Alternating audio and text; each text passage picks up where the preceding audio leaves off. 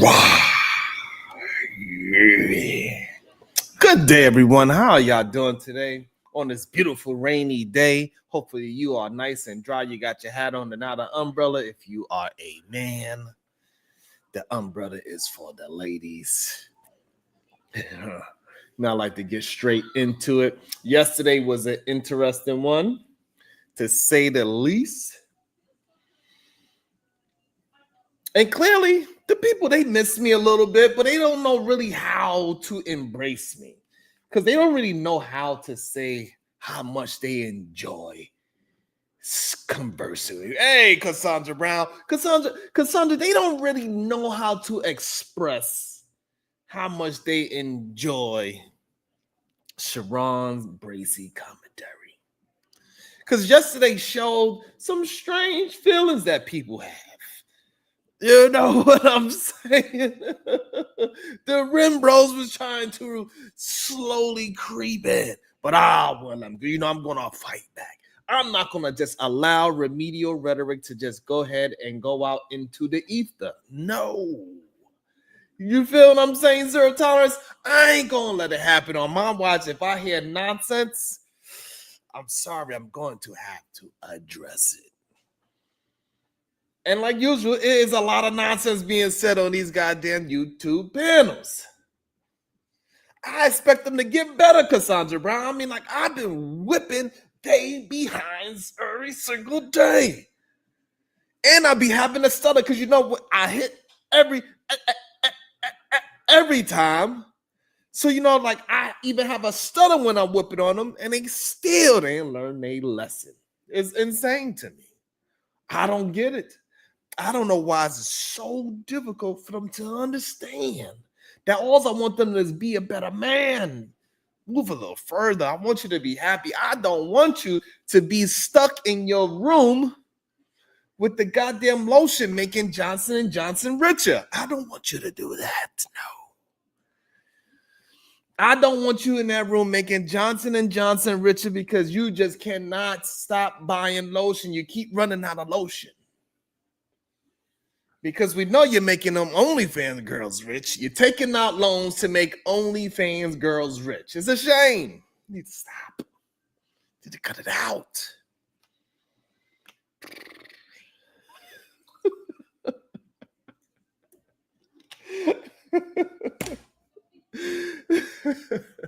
You know, I'll be having a good time. Hopefully everybody's either at the gym, at home, cooking up some good food, relaxing. Maybe you got you a nice glass of water. What's up, Reese? Hopefully you got a nice glass of water. It's been a lot of things going on today, I believe. I'm not sure. DC is running rampant right now. It's getting wild outside. It's getting crazy. What's your thoughts on that? You know what? You know, Donald Trump already released the troops. That's kind of crazy. What's your thoughts on that? I'm curious.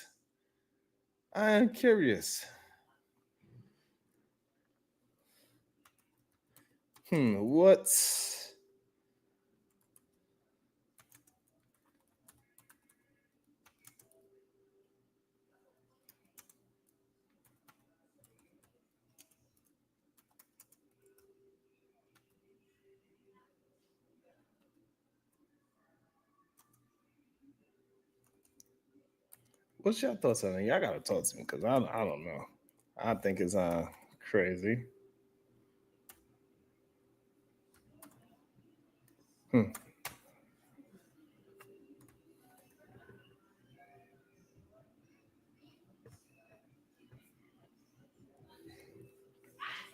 But it seemed like it's working. I don't know. It seems like a lot of people do agree with it, right? And I'm not sure. Hey, I guess if you're gonna be tough on crime and you're gonna have to bring in a National Guard, the FBI, and all these different situations, if it's gonna actually clean up the city within the next few years, I guess maybe this is just one cracked egg that we just gotta have to deal with. I don't know. They already got police. If you walk outside looking like a rim bro, because you know them rim bros be looking bummish as hell. So you go outside with a goddamn those old ass hoodies that they be wearing with the holes in it and it's all dusty. They're gonna think that you homeless and they're gonna pick your ass up in DC and they're gonna ship your ass I don't know where they said they're gonna take you yet, but your ass ain't gonna be able to stay in DC anymore. So if you're walking around DC, Genesis, good day, beautiful. If you're walking around DC, you better look like you're going somewhere. You better not be outside with the pants sagging on you, because guess what? He said he's cleaning up the slums too.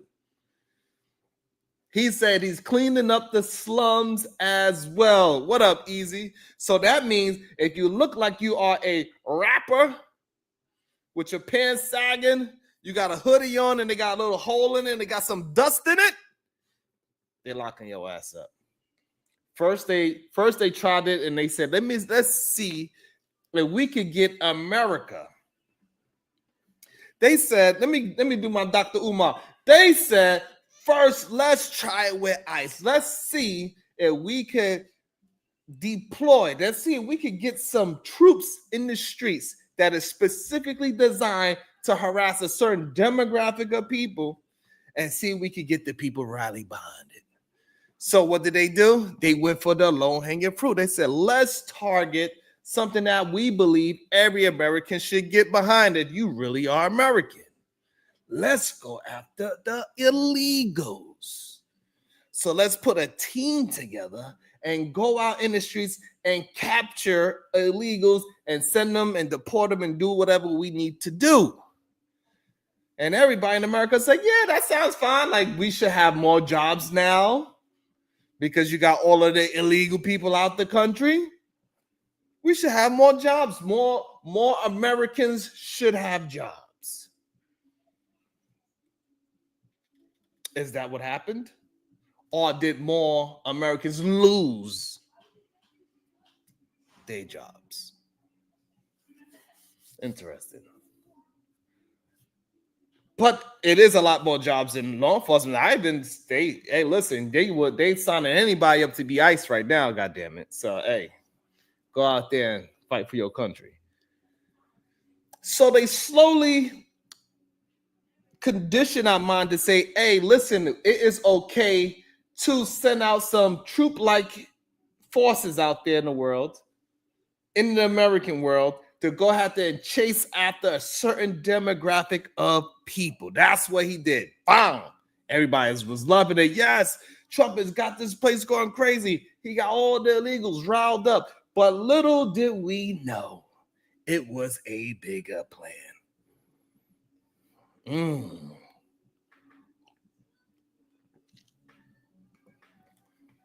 And slowly, he is moving that plan in the right direction for himself and what he wanted to do for his vision. What you talking about? Lincoln is still here. So he had a plan, the slow roll this plan to get some kind of military action into cities.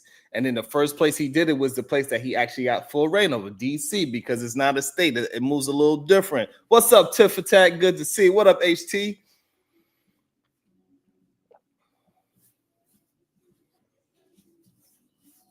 And so what he's decided to do, he said, hey, we're going to get as much military style presence in DC and we're going to clean it up. We're going to clean up the slums. So therefore, you walk outside your slum of a house, which is AKA the projects, and you come outside and you look a little bummish, whatever's considered bummish now. I know what it might look like, but the cops, they got their own version of it. I get it, Brandon. I mean, it was a good way to start militarizing America.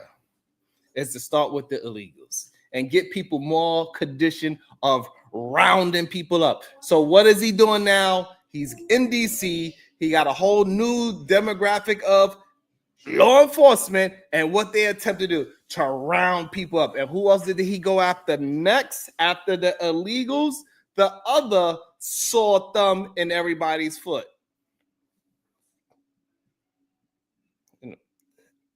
Y'all know what I meant.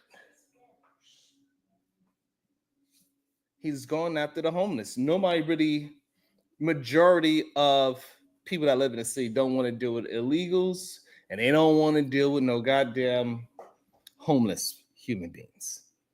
At least not the ones that's all up in your face causing havoc, because those are the main ones you remember. You don't remember the one that's just sleeping and he ain't paying you no mind. You gave him a little dollar and he wouldn't go got a beer.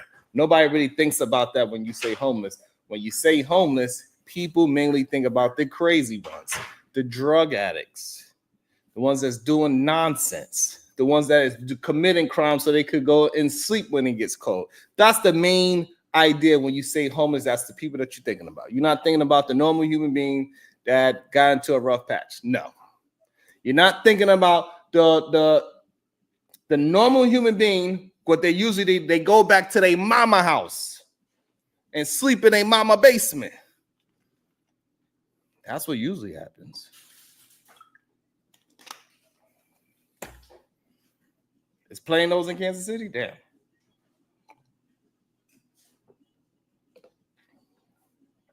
So now what he got? So now people are conditioned to seeing people, human beings, getting rounded up in America. So right, so everybody was okay with the illegals, and now everybody's gonna be okay with the homeless in DC. And then he's gonna move it over into the slums, the next place that it seems like everybody is being conditioned to just say, okay, we need to get rid of the projects, not realizing that it's people living in there. Or maybe they forgot. They don't really care that it's people living in there.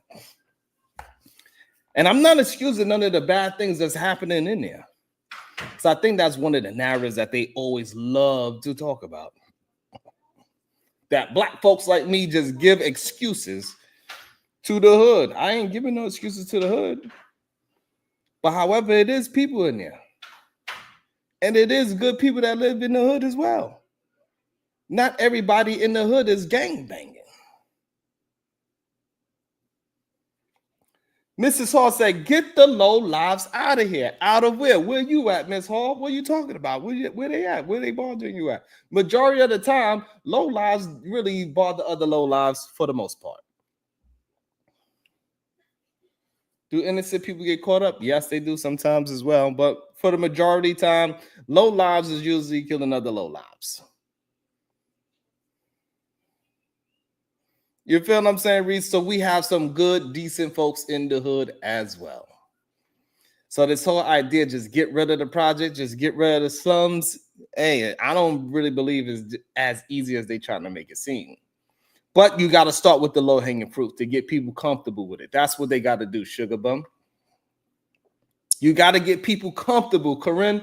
You know what I'm saying? So you start with illegals and you get ICE running in the street, hopping out of U-Haul vans and Home Depot trucks and all these goddamn things, and they just grabbing up people and sending them. We don't even know where they send them. They say they're deporting them. Fine, that's what they're doing. And then now they riling up homeless people in DC, Sugar Bum. God damn it. Black man just walk outside with his dusty ass shirt on. He getting pulled up because they say, I know you homeless with a shirt looking like that. They seen Cellulite. Cellulite podcast was to walk outside in DC right now with one of those wrinkly ass hats. They gonna snatch his ass up. I'm just saying.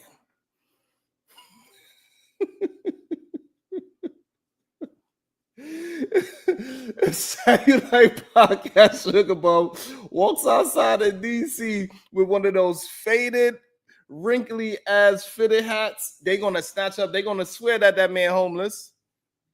He don't look homeless, but you know, to the popo, that's what they're gonna think. Especially when he got all those BDBs in his beard.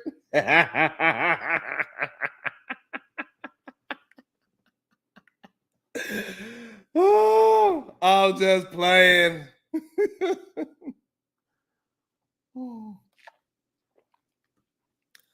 Sugar Bum, they might snatch your ass up. You got bum in your name. They snatching your ass up too. Just because you put sugar in front of it. They coming after you too. You better change your goddamn name Sugar Bum better change her damn thing. They're gonna snatch your ass up too.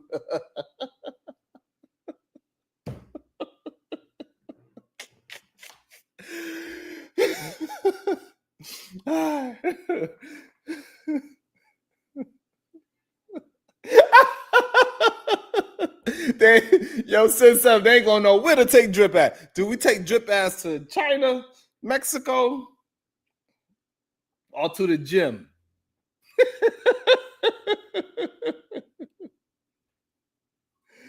Oh, they ain't gonna know where to take drip ass. They're gonna take it to Mexico or to the gym. I don't know. Man, that's my boy. I had a good time over there at Drip Show last night. Some drama happened though, Sugar Bum. You seen it. Hey, it is what it is. They miss me, Sugar Bum. That's what it really be.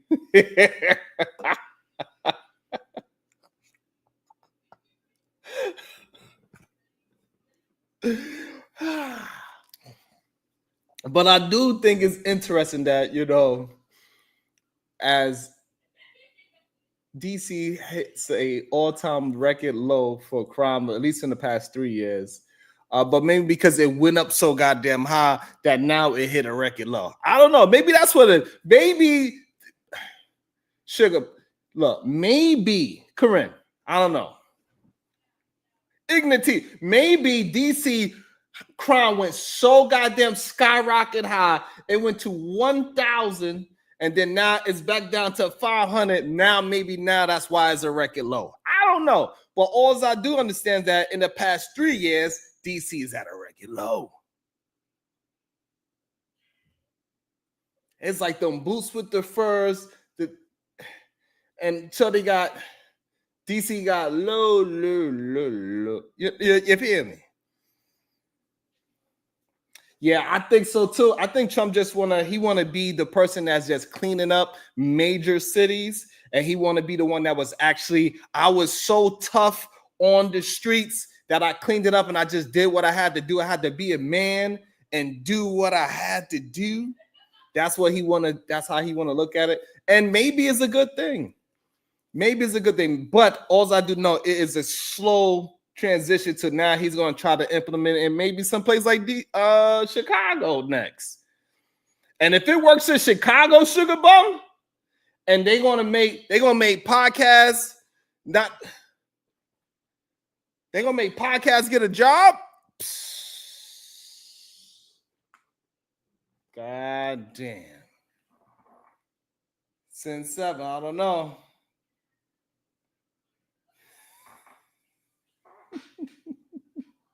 Hey, Sugar, stop playing. Because listen, they don't want to do that in New York because most of the construction workers look homeless.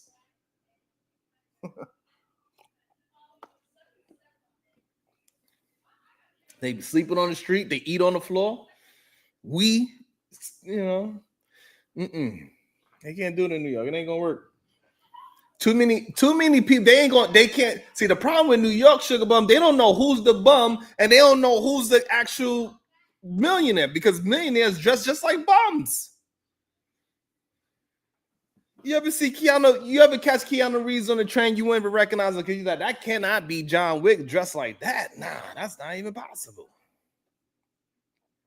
But yeah, they trying to slowly get us comfortable with having all this authority inside of our major cities. That's what I believe he's trying to do. And it seems like it's working.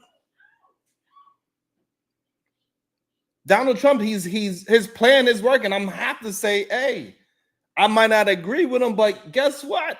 He knows how to execute a plan. I gotta give him that. HT Boy 1, Donald Trump feels like he don't want to improve no economics. He just want to prove how it looks. He trying to turn this joint into Korea. Next thing you know, we're going to just have clean streets. And everybody going to be in goddamn concentration camps. I don't know. I think it's working. I think it can work, AT Ball, because he is slowly transitioning to his plan. First of all, he got all the votes that he needs to keep on doing whatever the hell he want to do, HT. And so when he implemented the whole ICE thing under the let's get the illegals out, people got really comfortable with authorities running around rounding up people. And then now he's starting with the next best thing is homelessness. Now he's out there, and right now, HT, right now, he has agents outside right now cleaning up DC. Anybody that looks homeless, they are getting locked up. Or at least, I don't want to say arrested. They are getting rounded up and shipped somewhere. We don't know where they're going. But right now, people are comfortable with seeing human beings in America get rounded up, put in a van, and never to be seen again. That's what I mean, that it is working. So he had a vision of his plan to how to clean up whatever, how he had the vision of cleaning up, and he is executing that plan. Whether it's right, wrong, or indifferent, that's what he envisioned, and he is executing it very well.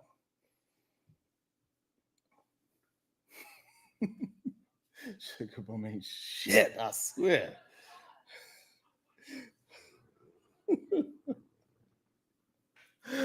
Sugar Bum ain't shit, I swear. Sugar Bum, when the last time? Sugar Bum, the other day, I went to it's always this lady and her, she is always this little short Mexican lady. She's always on the corner. She has her baby on her back in the hot sun, selling mangoes and tahini sauce. I went to go look for some goddamn mangoes and tahini sauce, and guess who wasn't there? Never to be seen again, Sugar Bum. They are picking these, they are driving around DC playing G Unit. They playing 50 Cent G Unit because, you know, 50 and Trump is cool. So they run around playing G Unit, hopping out, pulling a thing on people, hopping out with that thing, grabbing these people up, put them in these plastic handcuffs, and never to be seen again. That's all I'm saying, Sugar Bum. You ain't gonna never see them again. And everybody's okay with it. All those people that got deported, you ain't gonna never see them again. When I see you again, oh.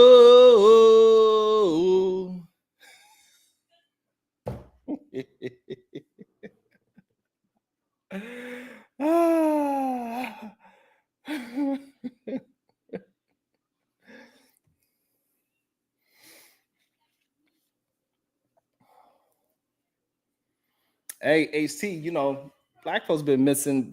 Black folks been keep getting missing for a very long time. Yo, Jabba, don't play. Last time I started singing, you know, I caused a whole goddamn war out here in these YouTube streets. And you forgot? Don't make me. Let me drink some water, Jabba. Hold on.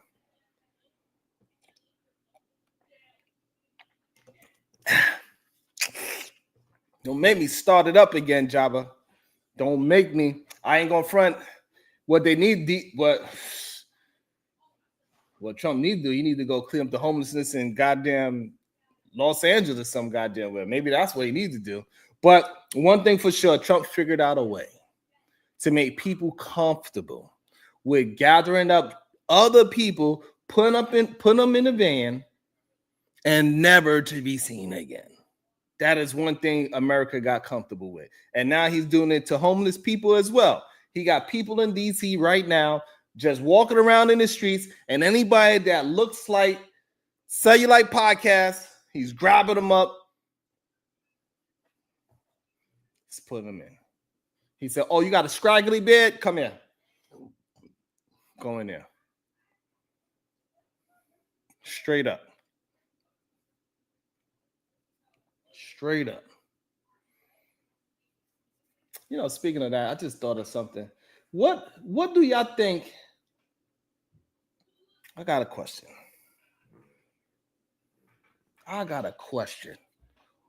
What are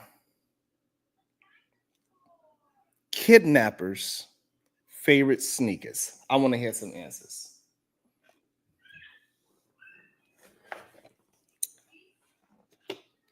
What is kids, people that snatch up kids, what are their favorite sneakers? This is how you know how to tell. I'm gonna put y'all up on game how you could recognize by their sneakers who are kidnappers and who are not kidnappers. I got y'all right now, but I want to see if y'all know what are kidnappers, people that grab up little kids, what are their favorite sneakers? answer. Let me see some answers.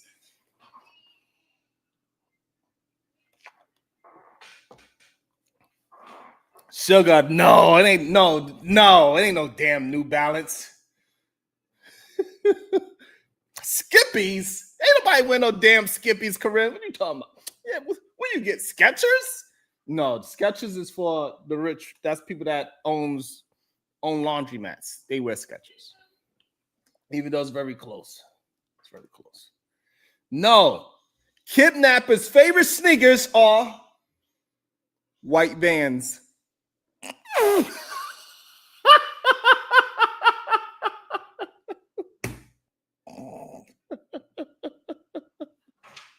You get it, Vans? It's white Vans.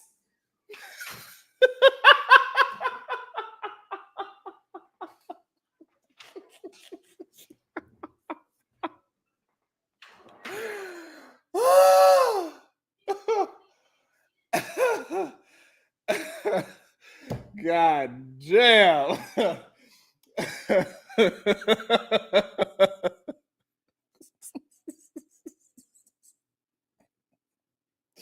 I'll be killing myself, god damn it.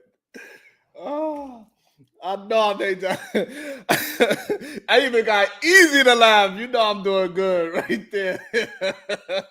I know for a fact that joke right there was worth to see if the super chat working. God damn it. Let me see. Somebody sent me a 99-cent super chat to make sure that it's working. That was a good one, Easy. All right, I appreciate you. What up, JG?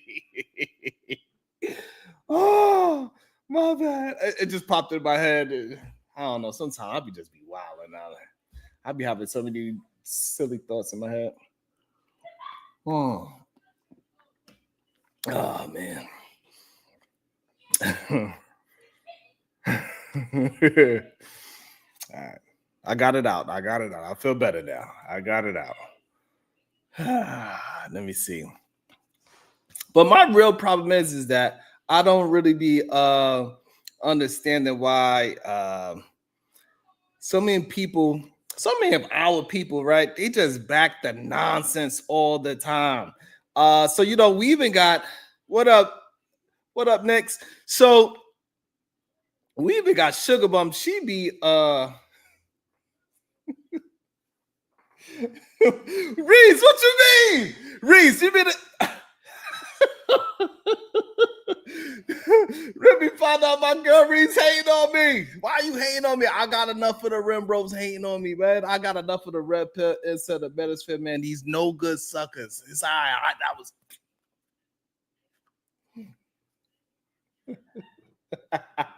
I got you, Babes Lives Matter. I got you. And I'll say I'm here for the people. But clearly the people ain't here for me. I ain't getting that 199-cent super chat yet. God damn. I love y'all though. We have half the likes though. Okay. Maybe we get some shares and some pings and y'all help a brother out. Maybe y'all can help a brother out with a like. Maybe y'all can help a brother out with a share. As we just hanging out, we just chilling. You know what I'm saying? Late nights is a little bit, early evenings a little bit different. We're a little bit more chill, hanging out, having a good time. And maybe you're on your way home. Maybe you're at the gym, hopefully.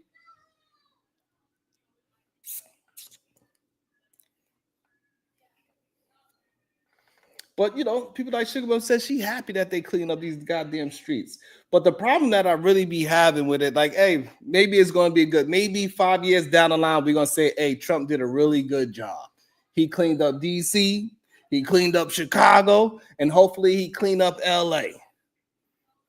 New York, I don't think that's ever going to really, work out for real. It's just too compact. It's always going to be New York is going to be what it's going to be. All right, Sugar Bun, you better have that same energy when they grab your little knucklehead cousin too.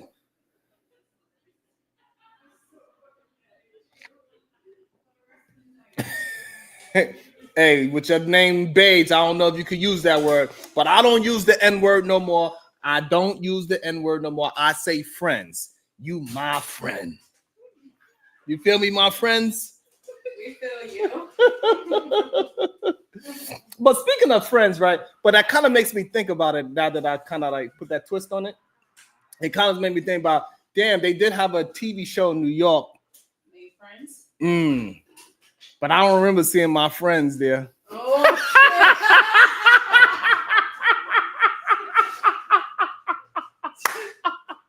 so ridiculous. You don't know. Your friends were not there. Yo! I think it took like several seasons before they put one. Oh, they had one friend. They had one friend on that joint. Seasons, oh yeah. My God. One. Sugar Bomb, stop playing. So put the arrow, please, man. Sugar Bomb, stop playing. That was hilarious. That was funny. Sugar Bomb, stop playing with me. Yo, that's the second joke today that I get that was fire. And that was on the fly. That was just. You mean to tell me the 99-cent super chat button ain't working? Huh? The baby sleep? Yeah. She just fell asleep? Yeah, that's what happens when, When just recently? When dad is. He's saying that's what happens when mom is not here. You see this? Yeah. But didn't I tell you he always puts kids to sleep? He'd be like, you need a nap? Yeah, you did say that. They be needing naps. No, she did say you be putting them to sleep for no reason. All right. Since we talking about my friends, we are gonna watch these three young brothers. I've never seen them before, but clearly they are up and popping. Sugar Bum probably know because Sugar Bum be knowing everybody on YouTube. I gotta just start asking Sugar Bum, but Sugar Bum not really my real friend. She like my fake. She my fake friend. She not my real friend. We got to shout out to all the real friends out there.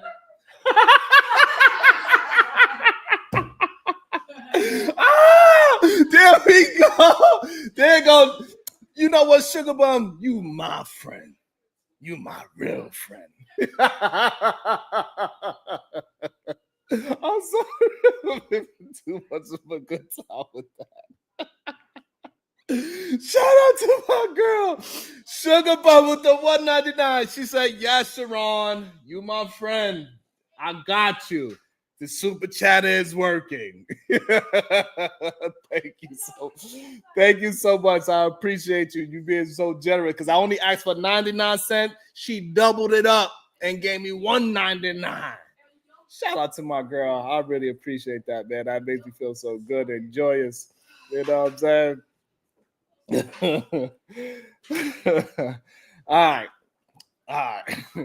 So we're gonna check out these three young brothers. Hopefully, these young brothers, somebody sent it to me. They wanted me to react to some of the things that these people have been putting out, and hopefully, these young brothers are gonna stand on business. You feel me, Kenfolk? Hopefully, these young brothers is gonna stand on business. What? Oh, look at that real friend right there. Shout out to Jabba, the Rainbow Boogeyman, my real friend. He said, "Yes, Sharon, the super chat is still working. Thank you for the 99 cents. You're so generous. I really appreciate that. Thank y'all, man. We could go really far if all 60, the other 62 people do it as well. You know how far we can get with just $1? I need $1. $1 is what I need. Hey. I really appreciate y'all, man. Always show me love. So hopefully these three brothers, robbing them. Hopefully these three brothers right here is not gonna let some craziness happen. We're gonna see what they say. Hopefully they got some good commentary. Hopefully they're not gonna just be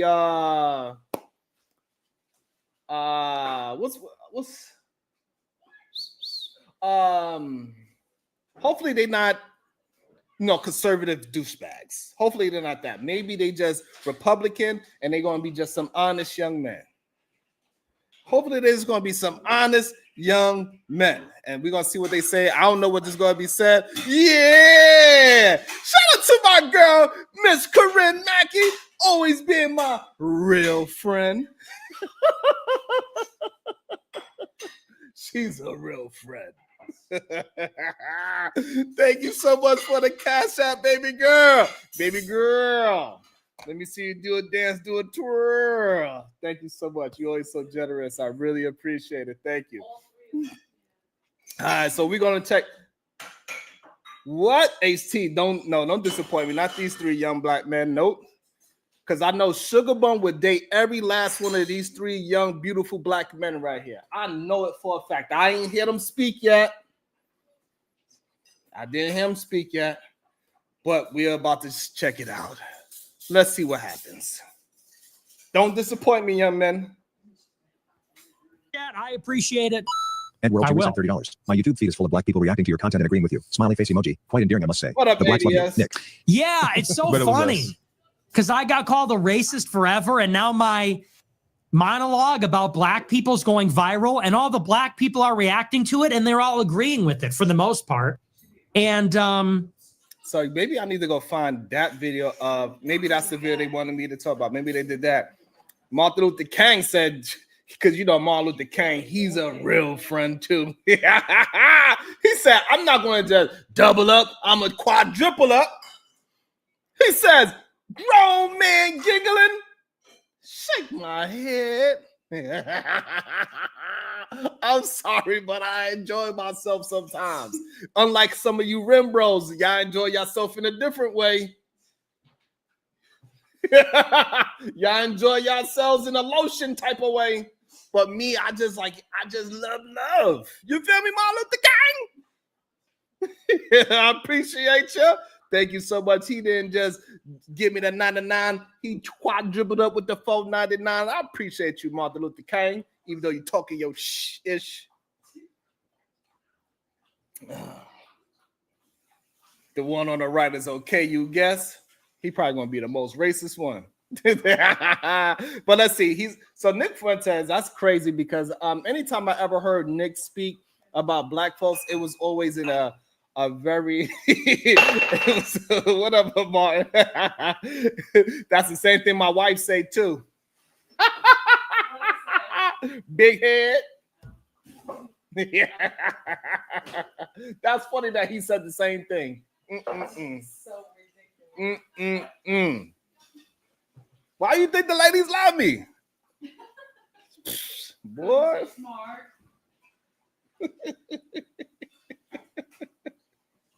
My bad, sugar. Let's see, but I never heard Nick Fuentes say anything polite about black folks, so it's gonna be interesting to see. Maybe I need to go find the video of him saying whatever he's saying. That he's saying he have all these black people on his side about his take on black folks. That's kind of interesting. you know, look, it only makes common sense. I'm not a racist in the true sense of like hating other races for who they are, or what is widely considered to be a racist. But I came of age in this politically correct period where if you and did not hate yourself and were not constantly tripping over yourself to apologize to or cater to black people, you were called a white supremacist. I do not believe that any white person that is proud and happy of themselves and say, yeah, I love my white skin, I love my blonde eyes and blue eyes, or whatever, how that goes, and say, I love my white family, and I love that we can do dance moves and like, I don't think nobody's really mad at that. And then when they do come around and then they could jump really high, we like, oh shit, white boy. You know, we give them nicknames and we like, man, you are dope. We don't we don't really like look at you mad because you love yourself. We don't really say nothing bad about it. Like, I think people don't realize we understand the difference of loving yourself and being a racist. Those are two different things. You should absolutely love your race and love your people and love your family, love all your friends that's a part of whatever culture you are a part. You should love yourself. I don't care what race, color, creed you are. One leg, hunchback, blue eyes, and I mean one blue this way and one blue that way. What's up, Chanel? Hey, what up, Vaughn? I appreciate you, Vaughn. Thank you so much. Everybody that has showed me love today, thank you so much. Y'all so generous. Thank you for all the 99 cents and above super chats. I really appreciate it. He says, Vaughn, with the 2 ball, he says, from a virtual friend.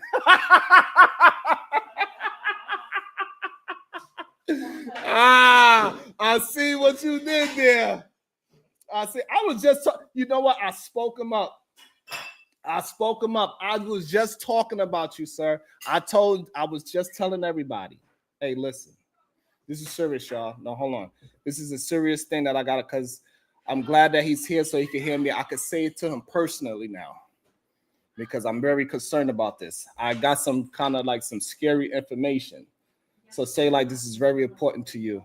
So over in DC, anybody that walks outside that has like anybody that has an old wrinkly hat, they starting to pull them up and put them in cars and they put them in vans and you never see them again. So I'm just saying because I know you like to wear wrinkly old fitted hats. Don't go to DC.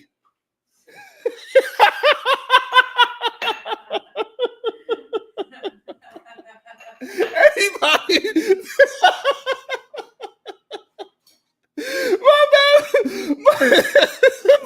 My chaos. My bad. I didn't know you was here too.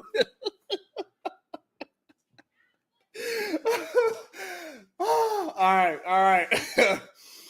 All right. Let me get back. Hold on. God damn it. All right, let me get back. Let's get back to what he was saying. Oh boy. I'm just, And I feel like that was the category that I got boxed into. I was never up here just like preaching hatred. That was never the case.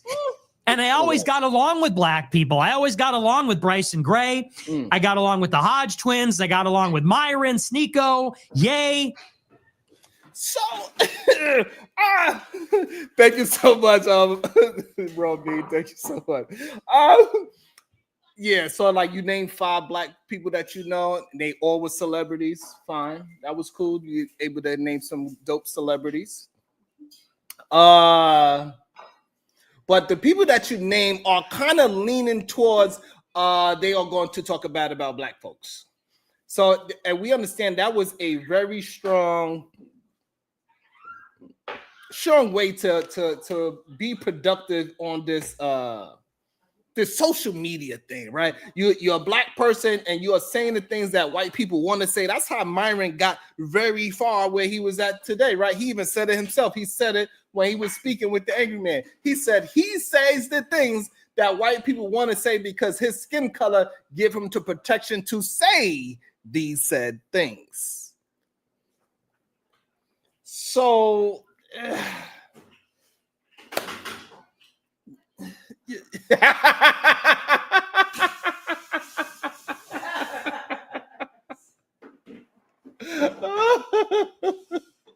that's right, everybody. We do not say the N-word no more. We replace the N-word with friends. My friends. And y'all all my friends.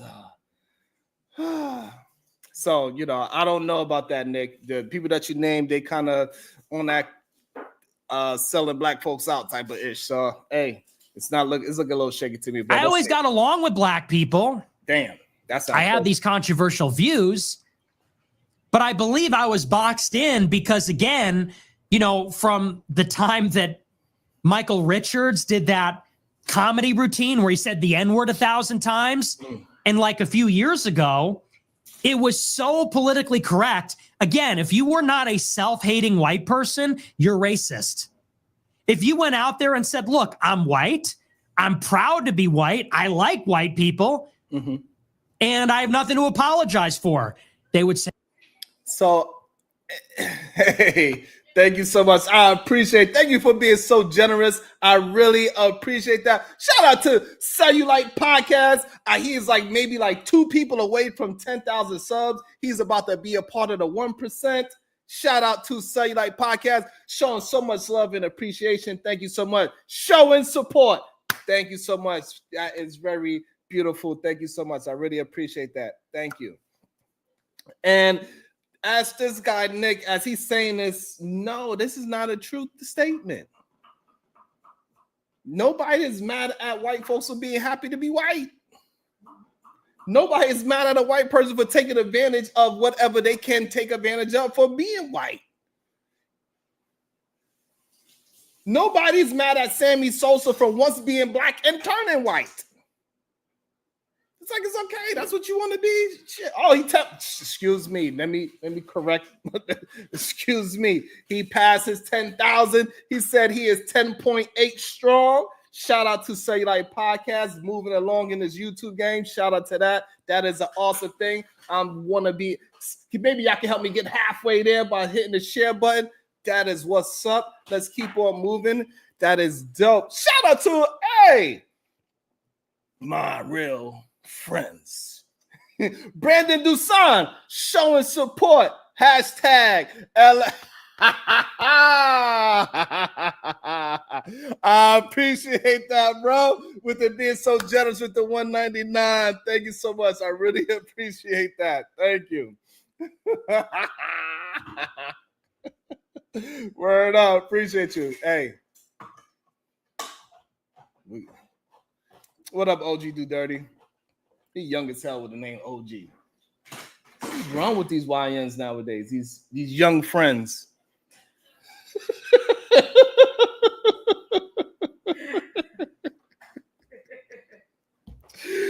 Oh, all right, let's get back to the build.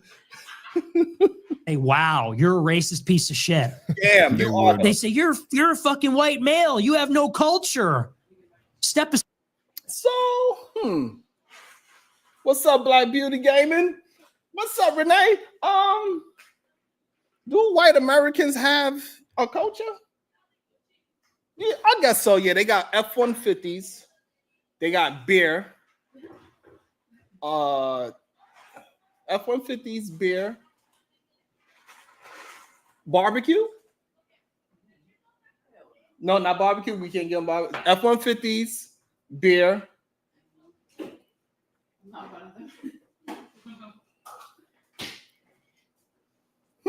Well, y'all drop down some of the things that white American male is culture. What is culture for a white American male? That's interesting. Shotguns, F-150s, headlights. What? Oh. We really said that. Not Jabba, not kissing cousins now. Kissing cousins in Alabama. God damn. Okay, Wrangler jeans is they culture. All right. TBE, I see you. Good credit. Do they really have good credit? I don't know if American white men actually have good credit. I know the stigma of it because they always get wrapped up in just white folks. But I don't know if they really have good credit. I don't know, Brandon. I don't know. Y'all didn't come up with one yet. I at least came up with F-150s and shotguns. Dirt. They like to play in the mud. Stop. They like to play in the mud. They do what they do. They like to like get in like Jeep Wranglers and driving through the muds and Don't people do that when they go like to Jamaica or something? car culture is American. All right, we probably can give them car culture. I would say we have to give them car culture. American muscle is a very American white man situation. NASCAR. I would have to, yes, that is a very good one. Thank you. That was a really good one, a productive one at that. We wasn't, you didn't throw no cheap shots. Not seldomly bathing.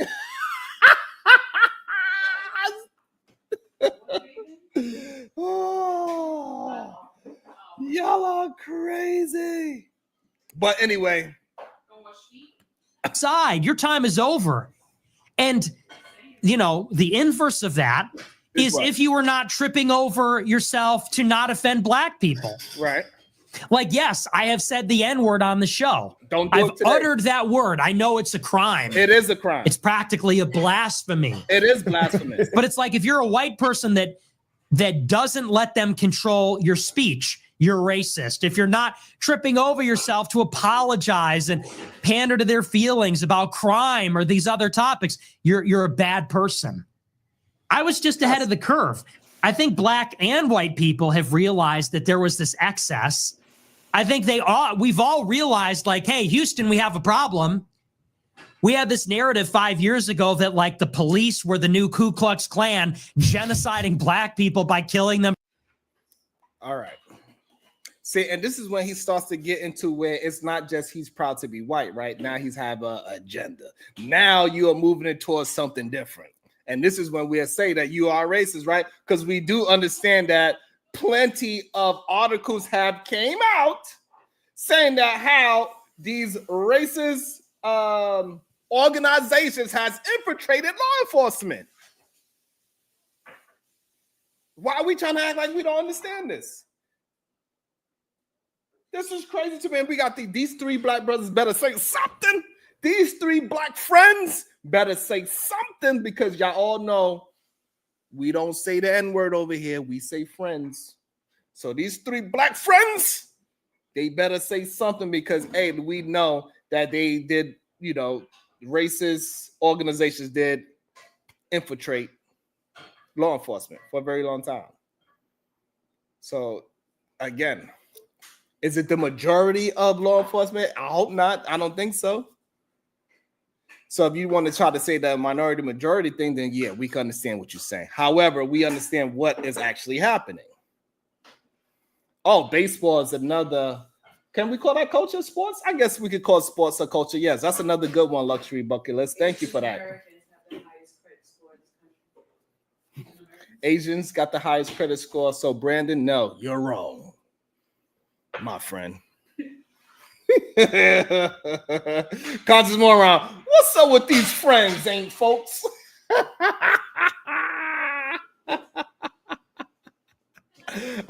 For no reason. And under that assumption, we started to defund the police, right, and let criminals roam free. And now everything's a shithole. And now every night there's a story about an armed robbery, a carjacking, a shooting, a stabbing. We get these videos on TikTok. Never ashamed, they say. Right. And now black and white people are saying, okay, so clearly that was a mistake. Like, clearly George Floyd did not get killed for walking while black. He was.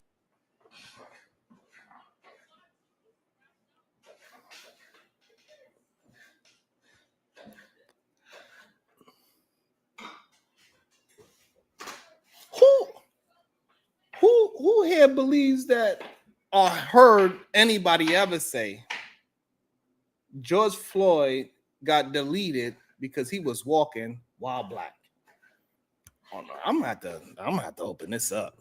This is crazy. This is crazy. I'm about to open this up. I need what? George Floyd got deleted because he was walking while black? Since when? Hold on, let me drop the link for anybody that wanna have they voice heard. All right, so the link is pinned to the top. You hit that link and you could join and be a part of the conversation. So he's conflating that with the other boy that was walking in the snow. Oh, so that's because I guess all friends look alike, according to Nick. This is the wild part about it, right? So I guess all friends look alike. So no, Floyd being deleted had nothing to do with him walking. Yes, he did some criminal activity, but at the end of the day, he didn't deserve to have while in handcuffs on the floor, have a goddamn knee, shoulder, anything around his goddamn neck area whatsoever. And the man hyperventilated, whatever happened to him, he did pass away under the influence of what that officer did to him.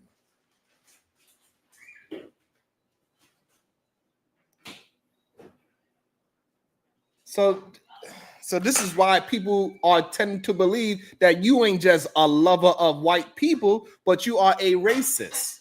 Because you are saying racist comments. You're not saying that you just love your race and you want to see the flourish of white folks. We don't care. Let me let you know, us as friends, we don't care if white people do good or not. To be honest with you, us as friends, we do not care if white people do good or not. If you do good, great. If you do bad, great. We don't care. It's not really our concern. We do not walk around being concerned if you're doing good. Ooh. Ooh.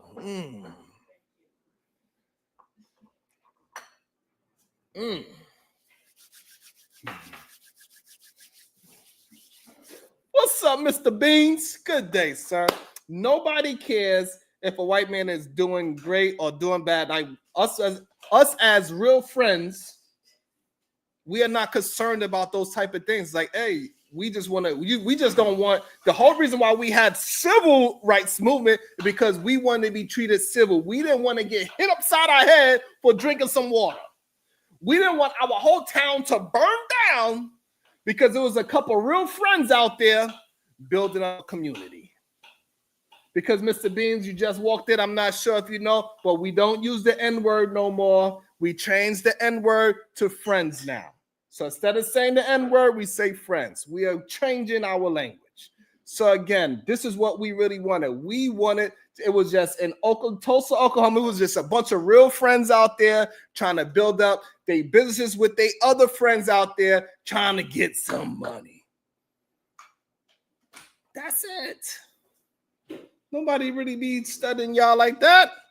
It ain't a bunch of black folks in NASCAR. It ain't a bunch of black folks in no goddamn hockey rings. We just like, hey, do your thing. We ain't a bunch of real friends in no goddamn rodeo.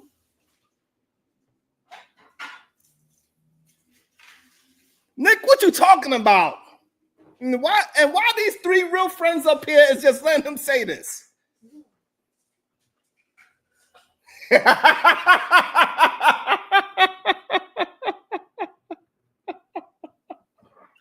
Mr. B says, weak ass friends, a woman cook for them.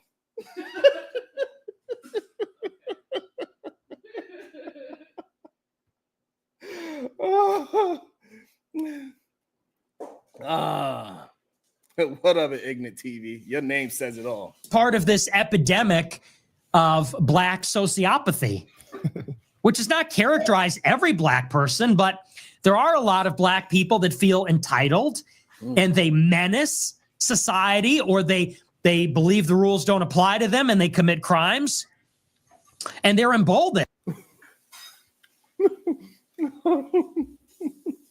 What's up, Cyber Dreams? So hold on. He's saying that black folks feel emboldened to do crimes and they don't think crime is hold on. That's insane. Hold on. This is crazy. Hold on.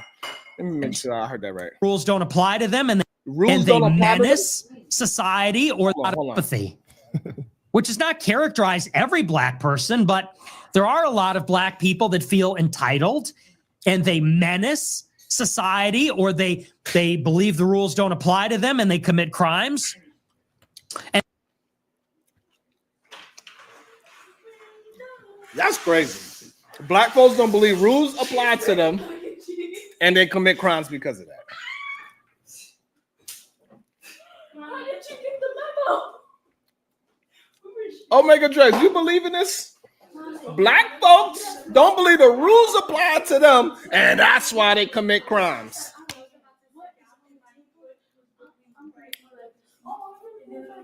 Nick, I'm sorry, but this is wild, crazy talk.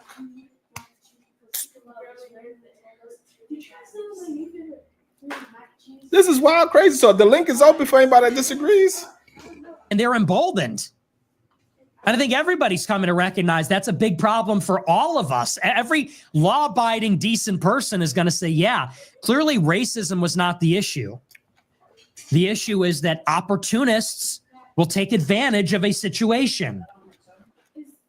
Okay, now that's the first true statement. Opportunists would take advantage. Yes. But that's not just about black folks. It's not.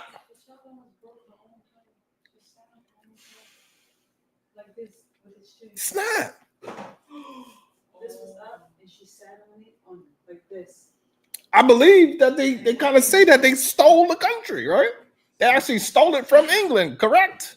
First they stole it from somebody else, then they stole it from somebody else. They stole it from two people. They stole it from themselves. Which is crazy to me. What are we talking about? I believe 60% of criminals, according to the FBI, I believe it was 57, it was like 53%, 54%, something like that. Something over 50% of crimes, but according to the FBI stat, is done by Caucasians. What are we talking about here? That's what the FBI said.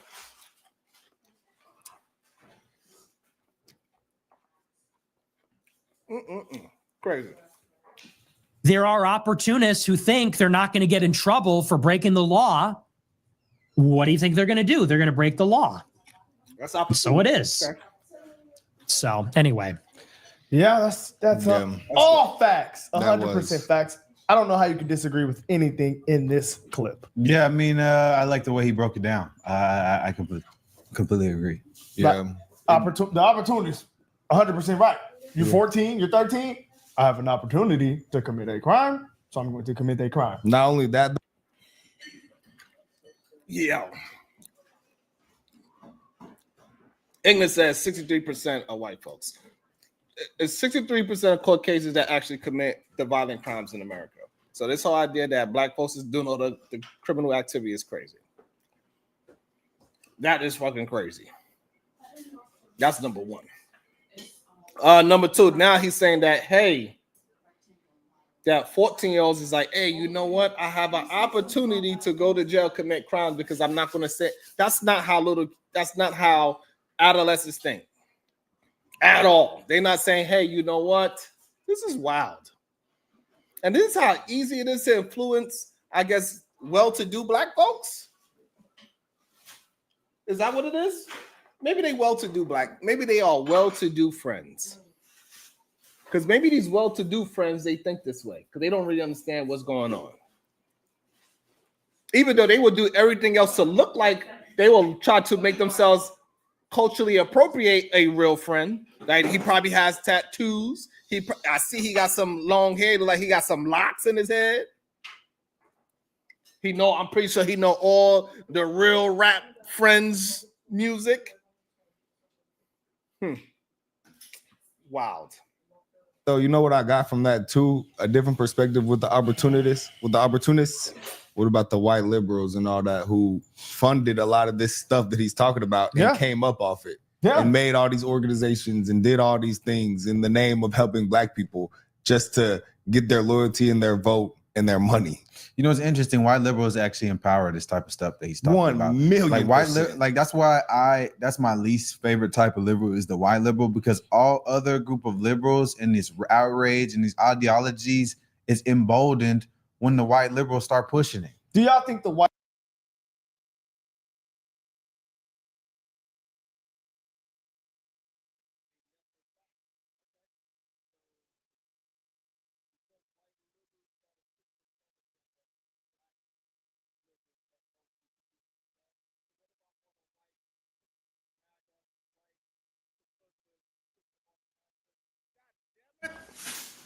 Thank you, ADS, for being a real friend. Thank you, Reese. So I'm guessing it's the same as all the white conservatives as well. Thank you, Corinne. Right?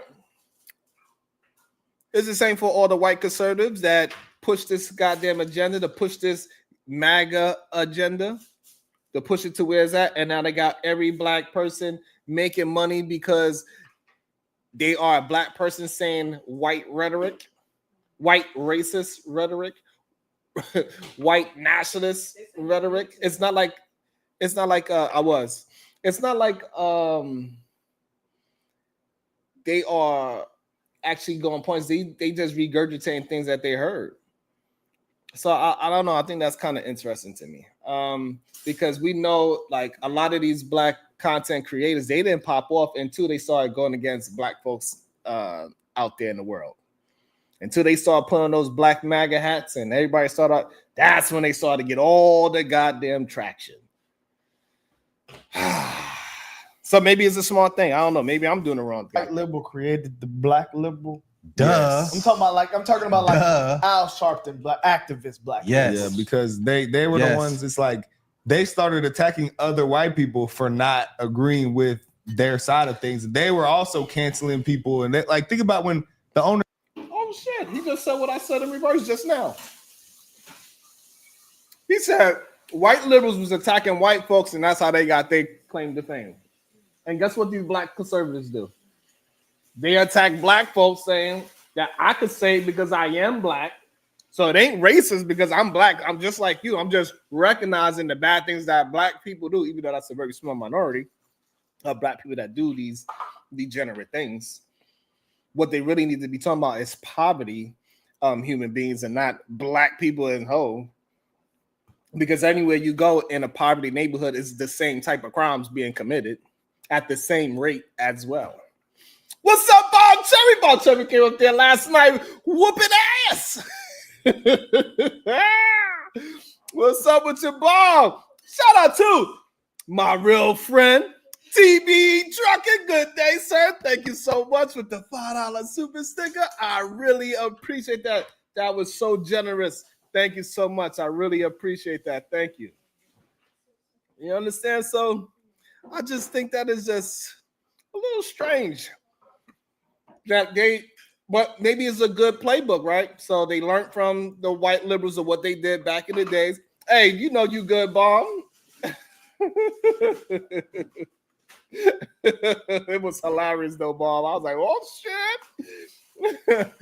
And so maybe they learned from the playbook from the white liberals to the black liberals. So they just reversing the playbook. They said, hey, we seen what the white conservatives do. Let's just do that as a black conservative, take on their goddamn talking points. And look, we could blow up on YouTube, which clearly it worked. Clearly. Yeah. Of Twitter and Facebook and Google at the time when they were canceling all the people who spoke against Black Lives Matter, against George Floyd, or any of these things, and those the owners of these companies were white liberals. You have to really make it down on an even simpler level. Like if you look at it from a business standpoint, by platforming a black liberal like Al Sharpton, who is built off rage bait and black outrage and all these things, if they give him a platform to push things that he knows will pull on the emotions of black people, they can build and profit off the outrage, and they control you. Because if your emotions are controlled, you're controlled. So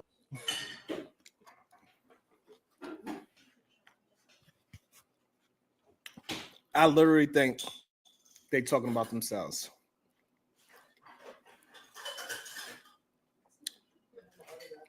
Because that is the playbook you are doing, sir. But unless you're saying that you really believe everything that you're saying, which I don't know. Doesn't look or sound like you. I don't know how that makes sense. I really don't know how that makes sense. Mom.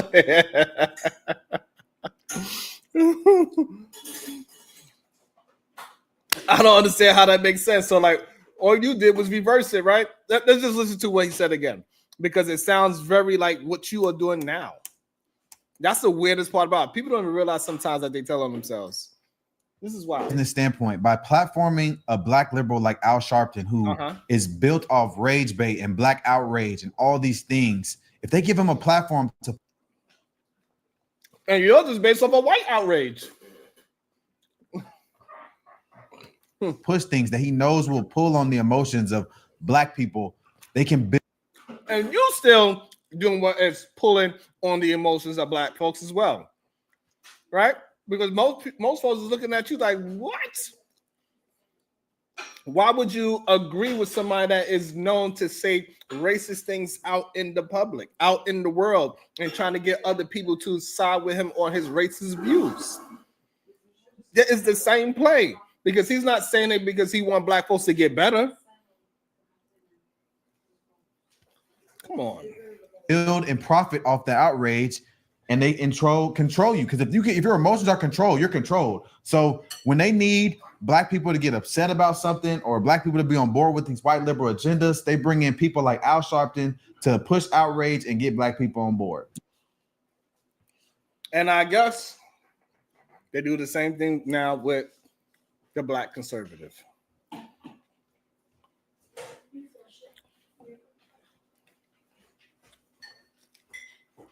Kiki said they believe what they're saying. But what they're not realizing that they're doing the same playbook move.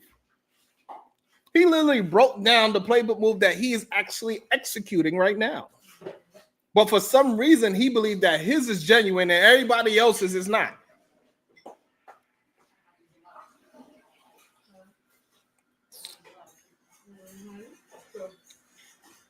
That's wild. He literally playing on people's emotions. He's playing on the fact that this Mexican white man is saying the N-word in a very derogatory way to make black folks feel a certain way, make the internet feel a certain way, make the people that is on his side to say, yeah, it is not a strange time that all of a sudden, because the person that's in power, he's been saying the things that he's been saying, that a lot more of that kind of character is more visible. It's not a coincidence. And it creates a dollar. Yeah. No, but I mean, white liberals didn't create black liberals, because black liberals already created during the civil rights movement. But that's I don't think that's so different, then the white people came. White liberals came in and seen an opportunity. I disagree with that. To say that black liberals were alive during the civil rights, that's completely different. Civil rights was people fighting for rights. I don't think that makes you a liberal, but that you want equal rights. They didn't like Republicans during that time, I bet. Shout out to that. That was pretty good right there, because I don't think anybody, I think everybody should have that mindset, what he just said, in my opinion. So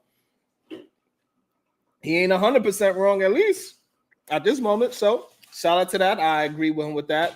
People that just want equal rights, we just wanted to be treated civilly. That is all. Maybe they are, Kiki. Maybe they just a little confused about which direction that they really should be going. You know what I'm saying, Reese? Yes, I gotta agree with him right there, because I like to agree with truthful things. No, but that's whenever Democrats was pushing Jim Crow. That's when Democrats was pushing Jim Crow. Democrats was racist. Hold on, I think that to say that they're black liberals. Is this true? Can somebody look this up right now?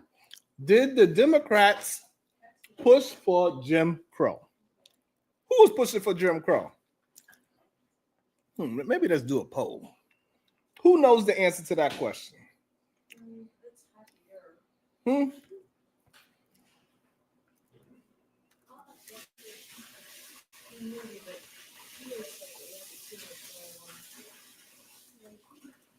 Let's see who knows the answer to this.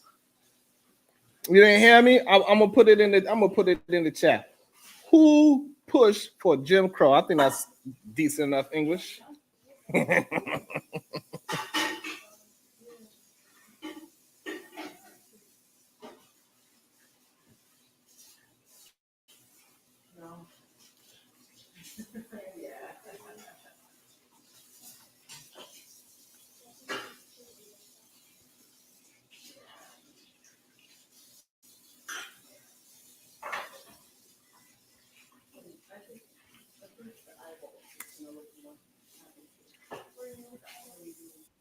All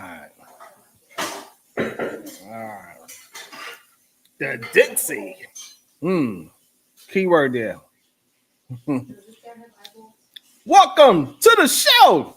Good day, sir. ADS, how you feeling today? Well, Brother Sharon, how you doing? I'm all right, man. I'm enjoying myself. Cool beans. So I just want to say this out loud.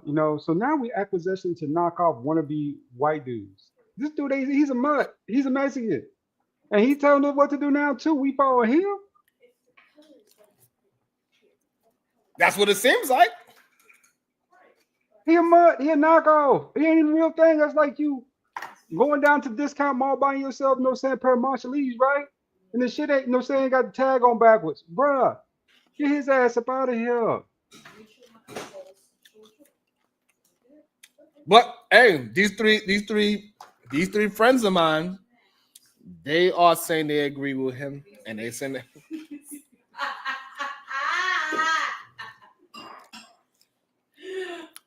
I don't know. It's interesting to me.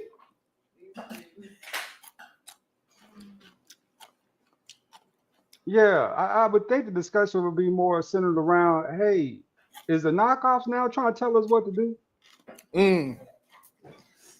Or how to be? You know what I'm saying? They in our business now, because we get in their business too. And they ain't gonna like it. You know, right? Come from a whole third world country. And come over here, talk about us. Bruh. But at the end of the day, they figured out the source on YouTube. These three friends of mine, they figured out the source.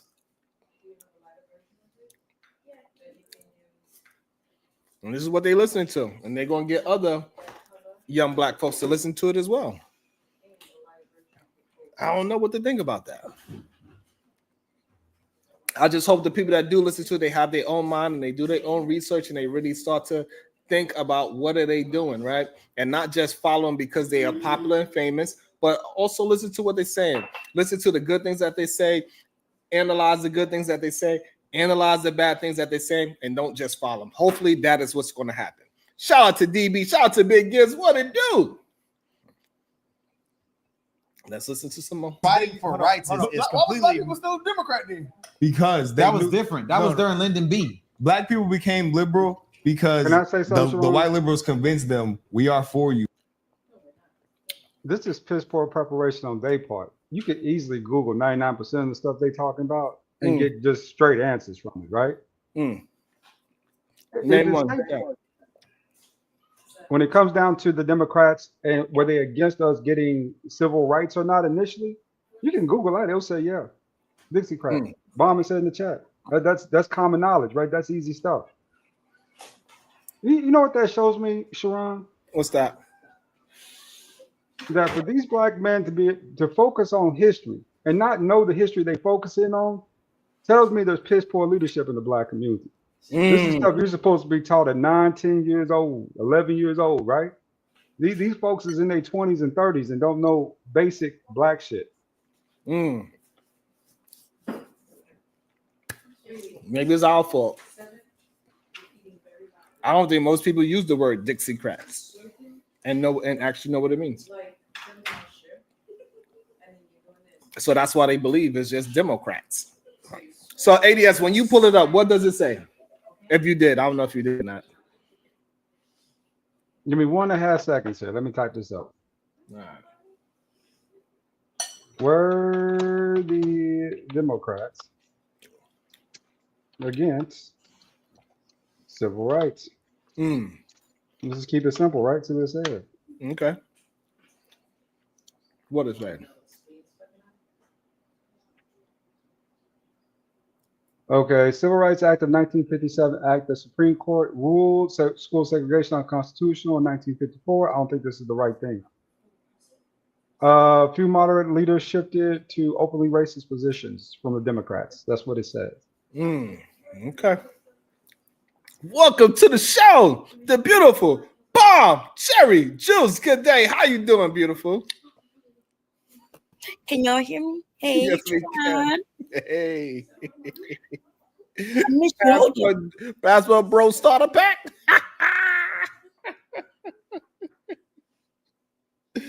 What's up, Bob? How you doing? What's your thoughts?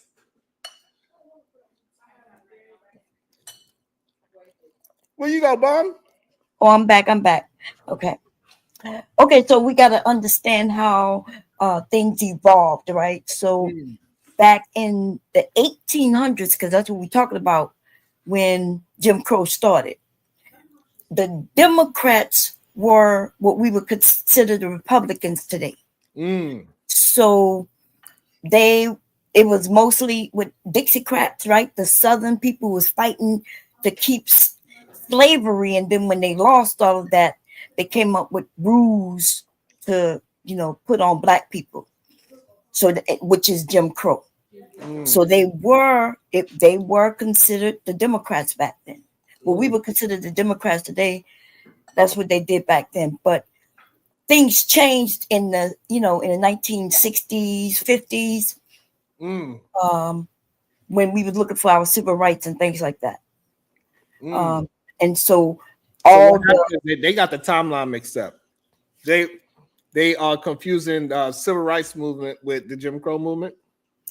Yes, because the Jim Crow movement started right after slavery, you know, when they didn't want to live around black people, you know. So they started putting these rules and laws in place, and that's officially what Jim Crow is, where they put laws in place to stop us from moving in certain neighborhoods, stop us from getting this and that and the third. So that's what Jim Crow is. So they're a little off of their timeline. Yeah, they're big off. And maybe they should watch Sinners, and then maybe they will understand it a little bit better. They need to watch movies, because that's the problem, right? Everybody getting their information from movies. Facts. Somebody told me that that Black Wall Street was in the goddamn 60s. And I was like, what? They was talking about the 1960s. I'm like, dude, like, no. So they like, people know little bits of information, but they don't have no idea the timeline, which can screw you up. Okay. Absolutely, because clearly these young men are not understand that they are rationalizing with half truths. Right. And that's why they believe that somebody like Nick Fuentes is actually saying truthful statements. Oh yeah, that's who him and Candace Owens and those group of people are uneducated, and they just say anything. Until it sticks, and then they able to convince people with it because they say it with so much authority. Yeah. And then people start believing they're the same coin, you know, both sides of the coin. They'll say Democrats are just like Republicans. But y'all, if y'all go through history, even recently, in the last 50 years, Republicans and Democrats are not the same. They're not the same side of the coin. You know, one is for helping society. And of course, they, you know, Selectively helping society. What? Selectively helping society. Well, I don't know about what you mean by selectively, because, you know, we do have a process right? We have an actual process where they have to get both sides and a number of people to pass laws. So I don't know what you mean by that, but they're nowhere. One take things away from the poor, and the other is, you know, trying to help. That's like one was against slavery. You do know that, right? And one was for. Yeah, that's the Republicans. Remember, they're the ones who Abraham Lincoln party he was with. Yeah, but I'm not talking about the name. I'm talking about, do you understand that there's one that is against one thing, the other is for it? That's not on the slave. Thing. What? On the poor thing, we agree. I somewhat agree on the poor thing. I did not like watching it, right? I did not like watching that. To me, that right there is leaving the weak helpless, right? I don't like that at all. I have no idea what you're talking about, but okay. Two of your talking points, right? One you brought up about basically referring to a certain party, and you're saying that they're taking away from the poor and that they're for slavery. I'm answering your question in two parts because it's two questions, not one at that point. Okay. No. Okay. So you answered it. You good right there? ADS? On that part of it, yes. Now on the slavery part, I have not heard Republicans talking about putting people back into slavery. Now, changing the 13th and 14th Amendments to show that blacks are the ones who are supposed to be legally naturalized here. That's another thing. What? Go ahead, Bob. I'm not understanding what he's talking about. Like that, we have a party who is basically getting rid of one group of people, and Donald Trump. I can actually pull up a clip where he's talking about how black people should have stood up and went and worked them fields. Mm. And then he said, but they're not gonna do that. Those people, they not gonna go and do that. He was hoping that's what we would do. But ADS is not a Trump supporter, just so you know, Bomb. Oh no, I'm not saying he is, but I was saying that they're not the same, different sides of the same coin. That's all I was saying. I didn't mention Democrats or Republican. I was just saying the two that we have right now, because we used to have more than two, but right now we have two, and they are not the same. Okay. Do you ADS, do you believe that they are two sides of the same coin, or are they two different parties altogether? What's your thoughts When it comes to the way, I'm going to say it out loud, but when it comes to blacks as a collective, I think this is just my opinion here. I think over the last year we've made more progress as a collective than we had in the last 4. Okay. In the last what? 4. That we done what in the last? He said as black folks we did more of we moved further in society in the last year than as a collective. As a collective in the last year than in the last 4. Okay, well, how is he determining some shit like that? Yeah, that's like we're not even doing anything right now. We decided we're not marching, right? We sitting back and letting these white people fight their battle. What you mean? Growth rate. So What? let's look at the growth rate itself, right? Okay. Economically on that particular front and fashion. You know what I'm saying? So over this last year, believe it or not, we've had almost 300 black women hit with, you know, and I do not agree with that at all, because I know they have families to feed, right? Yeah. But you've also had a moderate increase in black men in the workforce again. People overlooking it. So I think that's up. Okay, so wait a minute. So the black woman falls, and you looking at the black men numbers who finally go into the workforce, and you think that means we doing better? Because I'm quite sure the women lost more money than the few men who decided to stand up.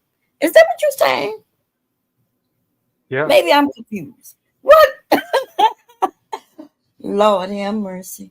So that's not a collective. So what you mean is black men decided to get up and do something because the black woman fell? Nope, not necessarily, just more opportunities now. Under that circumstance, there were several opportunities, including workforce field, especially when it comes to a lot of the, let's say, the engineering side of the house, right? But different facets that black men were not participating in at a high clip up to this point, right? So now you see those numbers start to increase, including STEM. It went up by, I think, 0.2% for black men over the last, I think, year and a half, 2 years, which is what that got to do with the black woman losing her federal job, by the way, not even in STEM, and you are correlating that even the black woman lost the job so the black man could finally qualify for him. So in other words, he couldn't qualify before because the black woman? I'm not sure. Those programs were blocked for a while, it looks like, from what I was reading, right? What they were saying that to STEM and some of the other facility programs at that point, I think if I'm correct the about programs were for everyone, not just for black women. They were selectively allowing people in. That's been validated. That is not true what you're saying. Y'all say the most ridiculous things, right? Y'all start talking about, oh, the black woman, she's a three time minority. No. The black woman is just as much us as we are them. We are one. Okay, I just wanted to make sure, because that's not what you were saying. You were saying that you essentially saying because she lost, he stood up. So she had to fall for him to stand up. No, not necessarily at all. It just had to be opportunities open for that, right? So she had to get knocked down out of the opportunity for the black man to get it. Who says it was you that got knocked all the way down in this circle? Because whenever you think about the layoffs, right? And some of the other aspects of it, what they're not saying is that a lot of them weren't even women. A lot of what wasn't women? A lot of people who got hit weren't even women. No, most the people who got hit the hardest with these federal layoffs were black women. Yes, yeah. No. Women. There were, I think, was it 23 or some odd % were rainbow community people. No, see, and Hold on.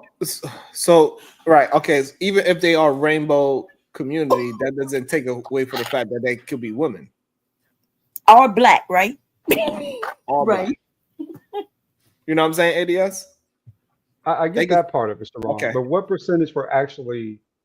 I mean, maybe let me go ahead and drop because I see this is No, going to get no, No, really don't good. leave. No, you're good. It's a good conversation. You doing? I think you're doing good. You answering the questions, and we having a good conversation. I don't even think we even had a. Let me.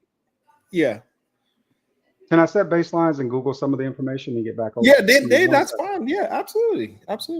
If you could get some numbers to back up your assumptions, because that's a difficult task to know if it's like rainbow, black, white, Spanish, and all that. So it's an assumption that you might have, and it might be 100% correct. Maybe you did read it somewhere. I don't know, but yeah, now you good. Bomb is okay. She like to have conversations. Bomb, Oh yeah, I'm enjoying the conversation, my brother. yeah. I'm just saying though, the narrative that's being shared, right? The men start talking about, because we wasn't talking about women losing their job for men to, he said better. that we got better though, as if Yeah, we're the just men, trying to mine that out. ADS. That's yeah, all we're trying to figure out. What was your point of view? That we got better as a collective in the last year rather than the last 4 years. That's all. We wanted to pick your brain about that because it was an interesting statement. Just my 4 cents with the 2 boy says, I prefer to live around conservative black. most black people are conservative, but today in 2025, y'all, I don't think a lot of people know what conservative is anymore, right? Because mega is not conservative. Right. That's a whole new party. Yeah, they're not conservative in how they live their lives or anything. Hey, Right? but you know what's another thing that Donald Trump did that is interesting to me, Bomb? What? The marijuana? He what up, Tato? He passed a bill that if you are with somebody for 5 years, you are going to be legally married. I like it. I like it. Look, I want to know how all of my rim bros feel about it. You get a girl pregnant and you live with her for 5 years, y'all gonna get a letter in the mail saying that you are now man and wife. That's what you're going to get in the mail. You with somebody for 5 years, especially if you live with them for 5 years, you are going to get a letter in the mail from the government saying you are now husband and wife. He's also thinking about making marijuana, more legal federally. Schedule 1. Yep. Schedule 1. Yeah, he's trying to get the black people. He's trying to get you to love him for weed, just like when he tried to sell you them ugly ass sneakers. Mm-hmm. And so, but the funny thing about it, or the crazy thing about it, like, a lot of men say all this crazy stuff and marriage and all that. But if you were a woman for 5 years, first of all, it's a strong possibility that now you could get a letter in the mail saying that you legally married, which is interesting. If this bill gonna go all the way through the powers that be. So after those 5 years, if she stay with you for another another year or two, she leave you. Guess what she getting, Bomb? He getting that money that he ain't got.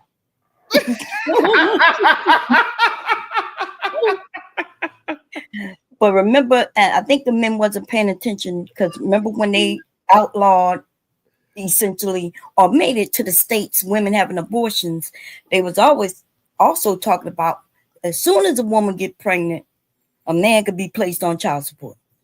Right, that was another one too. Remember, that was another one. Yeah, people stopped talking about it, but they were like, yeah. So I want to see how many, like, if they start sending out these goddamn marriage licenses, OMG, it is gonna get sticky out here. I promise you, it's gonna get sticky. A lot of men ain't not gonna really like that for real.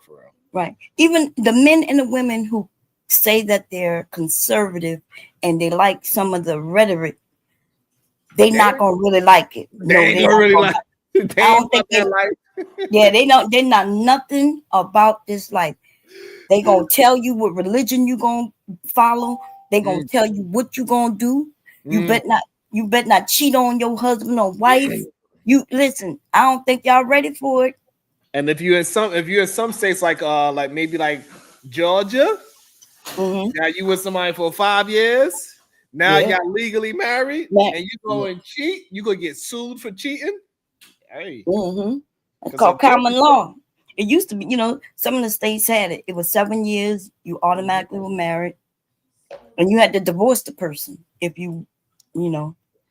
So the way how the bill is proposed is that if you have a kid and y'all are living with each other for 5 years, that is one way how they could determine that you're with somebody that you've been with somebody for 5 years. So living with somebody for 5 years is a way to determine it. Having a kid that is 5 years old is a way to determine. So I'm guessing they're gonna be sending letters like, "Hey, are you still with this person?"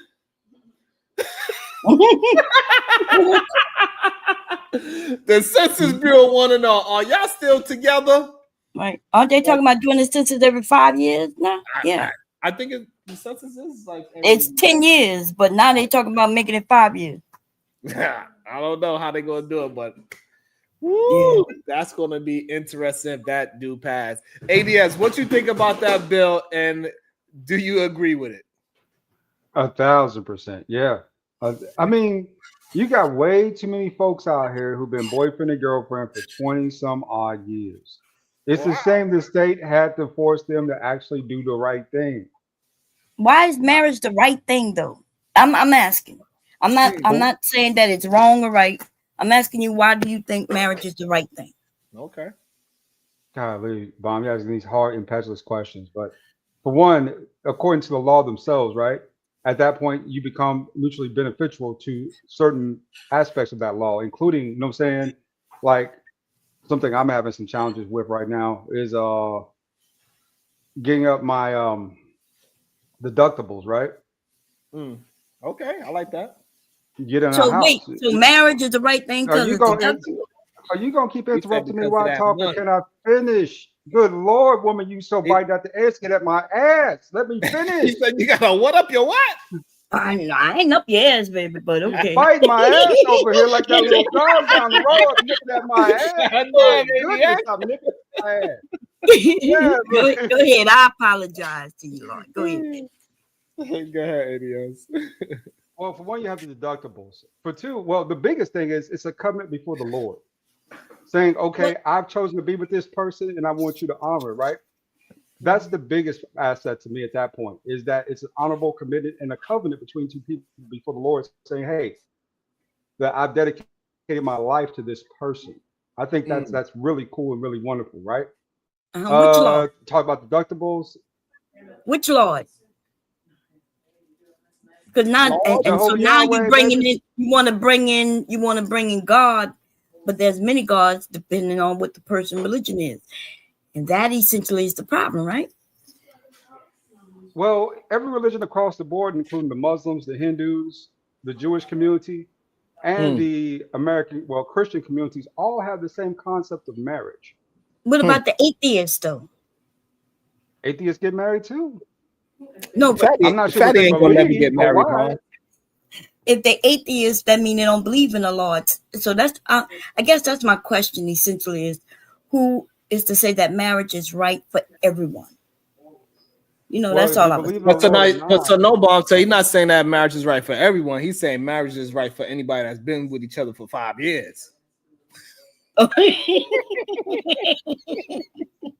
He said, hey, y'all been together for 5 years. That's it. Y'all married. I ain't trying to hear none of that shit. You better break up that 4 years. At 4 years. Yeah, 340 days or some shit like that.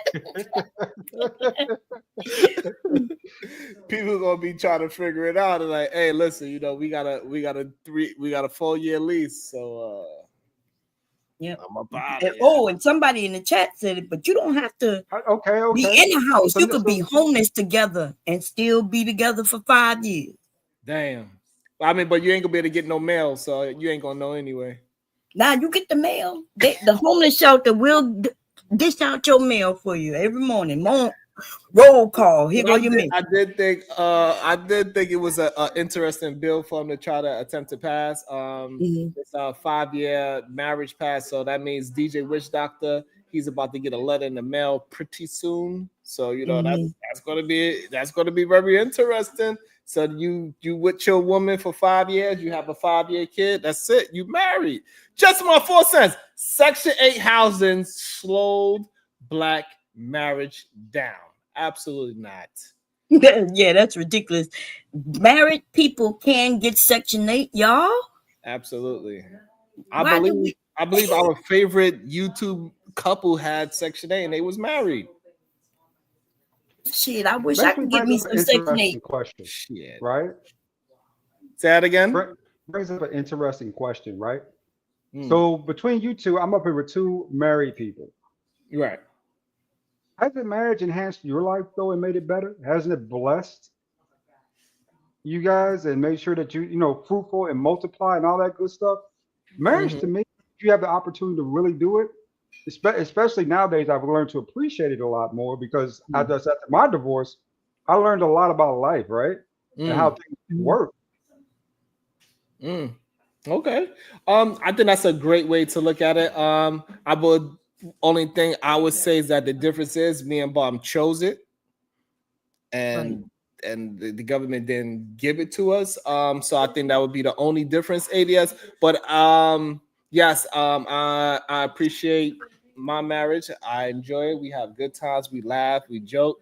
We still have great alone time. I got the kids are still walking around, and so yes, I enjoy it.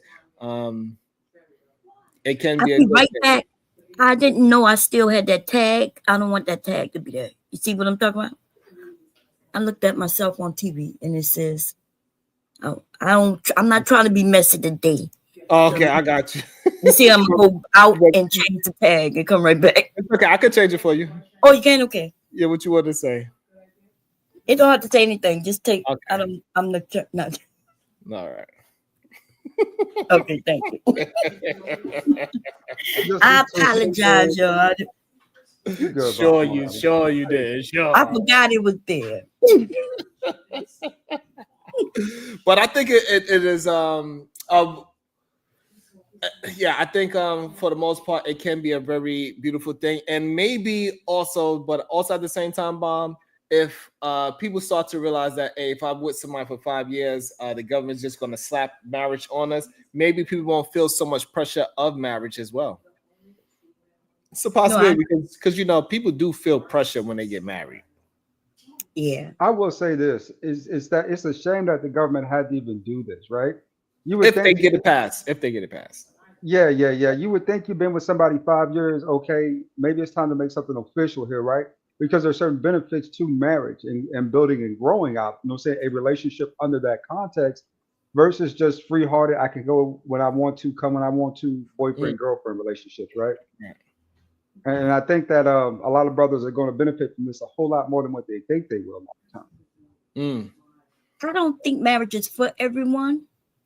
But if 2 people come together and they live a great life together, ups and downs, and they're ready for that commitment, I think that's a great thing. But for the government to come in and say, "Hey, y'all married now," I don't agree with that. Yeah, is an interesting twist, but I think it might possibly take off the pressure of marriage off of people. Now women don't got to worry about is he going to propose to me or not. Hey, we've been together for 5 years. Hey, we got the single mail, sign it, we send it back, however it's going to be, and that's it. It's no pressure. It's no pressure to get no ring. Ain't no pressure doing no big old fancy wedding and getting a loan and being in debt as soon as you get married. So maybe it would ease some of the pain and the pressure of marriage, because marriage do hold a lot of pressure on people, and pressure busts pipes. It is what it is. Yeah. Okay. So I have. I'm from Louisiana. Louisiana. I'm not sure if it still is, but it was a common law state. Got an aunt and an uncle. Since I was a little girl, they lived together, and you know, everybody just assumed they married as far as I knew, because she's always been my aunt. And then, like when I was a teenager, I remember he married another woman. They had been together, it had to have been almost 20 years.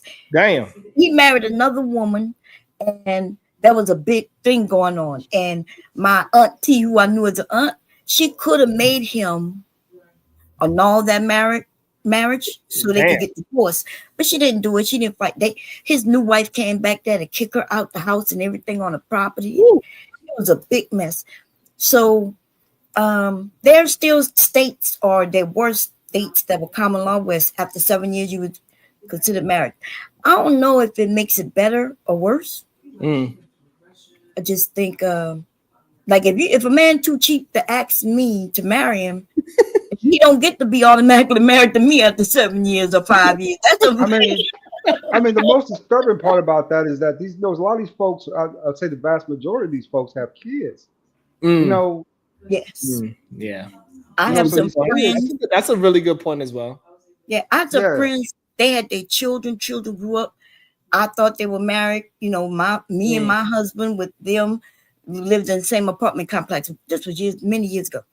And then I met one of them years later. He attended my party with his new wife. Damn. I was like, I didn't even know y'all got married. He said, no, we would never. I said, I didn't know you got divorced. He said, yeah, we were never married. Oh. They raised their kid. Their children was in his wedding. He met a woman and married her in 6 months. But he was with this woman for 20 years. Woo.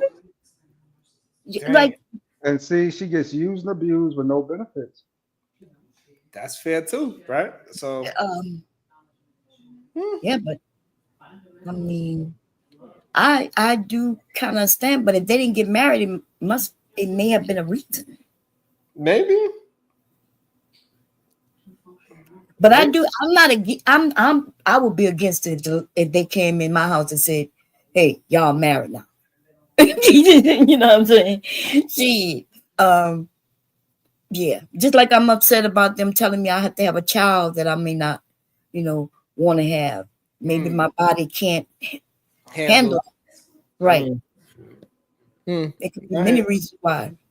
Y'all want to go back into these young men, these young friends, and see what else they saying, or it's up to you. You like this passport pack, starter pack? He got the picture. He got the uniform on, the Western Union card. Because it's almost my bedtime. I got a little bit. I ain't got a little bit longer. Let me see what they talk about. We're gonna help you just to get there, but just like Lyndon B did, exactly what he did. He ran the perfect play, and it worked.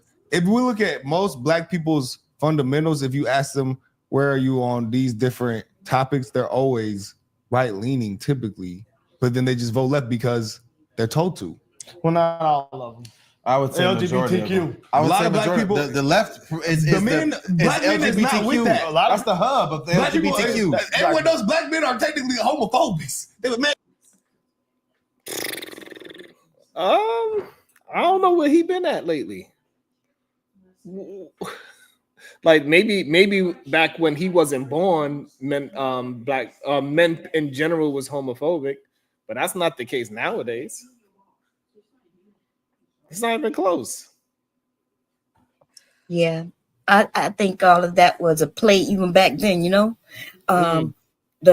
other words, I've always known gay people. You know what I mean? Of all colors, by the way. Yes, I've always seen Black gay people all around, and most people just ignore. They didn't really care like that. Yeah, most people just kept it moving. What's your thoughts on that, ADS, about Black men the most homophobic? I don't know. I mean, I personally, this is just my opinion about it. Remember, my anecdotal opinion. I don't like hanging up under those type of folks at all. It's just not my thing, right? Right. But the general statement, though. I got two cousins who are, aunt and a cousin who are on the rainbow. You know, so it's for me, I wouldn't say that I'm like how do you say it? The most homophobic person per se. Like I'm not gonna cringe up or fall in the corner at a gay person. Mm-hmm. I'm not gonna get in the fetal position, nothing that outrageous or start cussing or swearing or beating up on folks just because of that, right? Mm-hmm. But I do kind of find it a little bit more difficult to kind of be like, especially when it comes to some of the conversations they tend to have for Mm. more than 3, 4, maybe 5 minutes, right? Mm. And then I usually get up and go do something else, you know what I'm saying? So it's really, saying for the community itself, I don't think we're that bad, really. I know there are far worse communities than us, right? On that. But You confuse me. Your answer. So, and maybe because I'm older, I'm a woman, and I have a brain, right? But once you said you don't like to be around them people, you're not gonna be around them. But then you started to tell us how they conversations are with each other, which mean you had to be around them. And so maybe it's me. I'm a little confused. How many gay people have you been around? And how many people have you been around? Are you the type who commune with the community, in other words, or not? Because maybe you don't commune with anybody. well, I do get out a lot actually.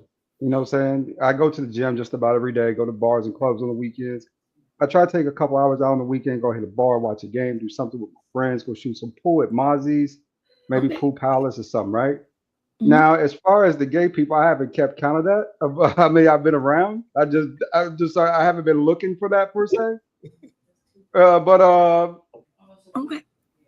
ultimately, though, Which I didn't mean you say. could be around gay people and not even know it because they all don't come up and say, "Hey, you want to play pool? I'm gay," right? I mean, nobody knows unless they make it public, right? If Right. no That's one very says true. anything, no one pays attention to that. No one cares And that because was it's the just. point. Right, and that's what But we're saying about these young men. Like nobody really cared, even back then. Like these men are too young to even know that. Like when we was younger, that people was homophobic or not. Now you don't even know, bro. It was never a time when gay black men didn't exist. It's never happened. It's just what Exactly. it is. Even in So, time, so way back in time. yeah. And so Yeah. again, that these young men, these young friends of mine are wrong again. So and let's also make one thing clear too, Bomb. I didn't say that I detest them per se to the point where saying a total like, hey, saying I need you to stay on that side of the street. I need 50 feet. But usually, saying if it comes down to a conversation, right? And it comes up in conversation, I tend to leave those conversations. That's the okay. best way to put it. All right. We can leave it there. Hey, come get away from me with all that gay. That's facts. Black people always do that. That's facts. That is not a right. That is not a left leaning take. I agree. Yeah, I don't know. I just feel like white people saw an opportunity and they just they took advantage of it. Yes. With the white liberals. I think. But black too. liberals was already there. Still. But And I white people think- see an opportunity and then they say, "I'll sharpen. Let's get some money off of this." Woo. And then that's I don't know. But it's deep. But Anyway. I asked Charlie this question twice whenever I talked to him. Like, how did the black community get to this point where we are just undyingly loyal to the Democratic Party? And he even said it's like it was very strategic and it's a hard answer, but basically the white liberals strategically did that. For sure. What's that? I don't know. Yeah, they're really young. I noticed, especially when they start talking about woo, woo, woo. You know what I mean? Then it kind of it let me know that they're really young. So it's easy for us to end up with the Democrat Party, y'all, because of one of them was obviously for wealthy people, and most of us aren't wealthy, right? That's a good point too. Right, like they were what some people call socialists, right? They were willing to give you tax breaks and help you when you lose your job with unemployment, when the other side didn't want to give you that, and so that's why not just black people, but just mainly poor people who follow politics. Now, somebody like yourself, Sharon, who own a business, making good money in New York, I can understand with somebody like you wasn't a Democrat, right? Mm-hmm. Because you would get tax breaks. So I understand the black people who aren't Democrats, Right. because it's beneficial. Like if you do it with logic, then yeah, it makes sense. Right, I it tend to makes vote. sense.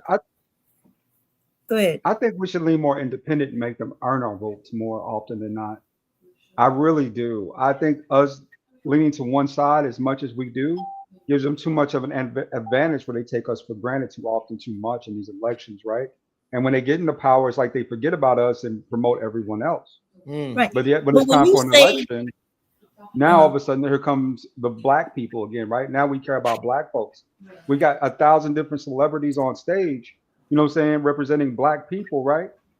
But none of them are really speaking to us. What they're trying to do is enamor us with their celebrity just to get our votes. And that to me is a circumstance that the Democrats are going to have to deal with, right? I think over the last, then Bomb, I know you're going to have something to scream about, but let me say it. Scream. Okay. I think that we're in the middle of a battle between two extremes, the MAGA and the progressives. You know, The black MAGA folk, and the progressive. Are we in between? Because I'm firmly on the opposite of what I call mega, right? Mega foods. But I know it's MAGA. I'm totally against that. And even though they stand for some things I may agree with, but the other things, the against black and brown people is obvious, dude. now There is no in between giving them a chance when they want to put us to make America great again, which is black people being slaves. Bomb, I don't know if that's necessarily true or not. But I will say this on the other end of that. That's an extreme too, right? And we need to be careful of them. You know, I see a lot of us following behind that particular suit, you know, just getting behind anything that represents that, right? And that's not beneficial to us long term. You know, that plays too much into loyalty to one particular party, and that party not having to prove themselves, no saying for our vote. I think we need to be more cautious and careful of But that. they do prove themselves, and you just don't understand politics, and that's why you're saying what you're saying. Okay. Right? See, So as a black man, if you could go back to Bomb. Obama. Obama put things right in y'all in your reach, right there for you, billions of dollars. And if you wasn't there to reach for that free education or the opportunity to go get educated, to get jobs, if you didn't reach for, like, you could have went to school for free, you could have got money while you was going to school for free, a stipend, all of that. But black people, and mostly black men, right? Y'all want free money. You want somebody to just give you money. And so you can do whatever you want with it, blow it off however you want. But you don't know what they've given you. But they can't just give you money, my brother. They can give you opportunities, though. Bomb, money really isn't my problem per se. I'm not talking about you as a person personally. Okay? Now, I will say this. I voted for Bush's last term, and I voted for Obama his second term, right? I voted for McCain the first term, voted for Obama the second term. How you gonna vote for McCain? Was you mean what? You mean that he didn't when it was just the two left, he didn't vote? No, because I'm wondering what we don't get to vote. He voted for the primary, he's saying, and then he and that's the problem, right? When he don't know that McCain wasn't never mind. Go ahead, my He brother. supported Obama too. Remember that at the end. Yes, because he had lost and he wasn't up for president, right? Yeah. He did the right thing by actually the peaceful surrender of that particular, you know. Everybody did the right thing except one person. Everyone transferred power the right way, except one person. He's the second person in history of the United States, though.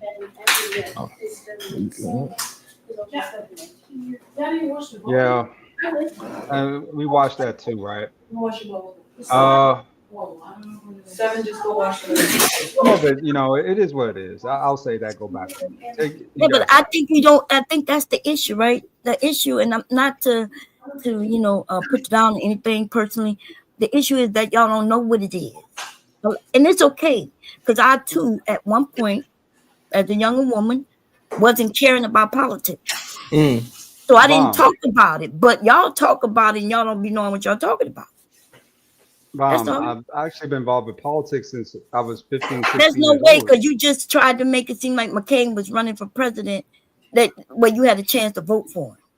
Hold on, let me bring somebody up real quick. Yeah. Welcome to the, remember, it was Barack Obama and John McCain back in Hold on. 2008. Let me bring somebody into the show. Welcome to the show. Somebody that cannot vote.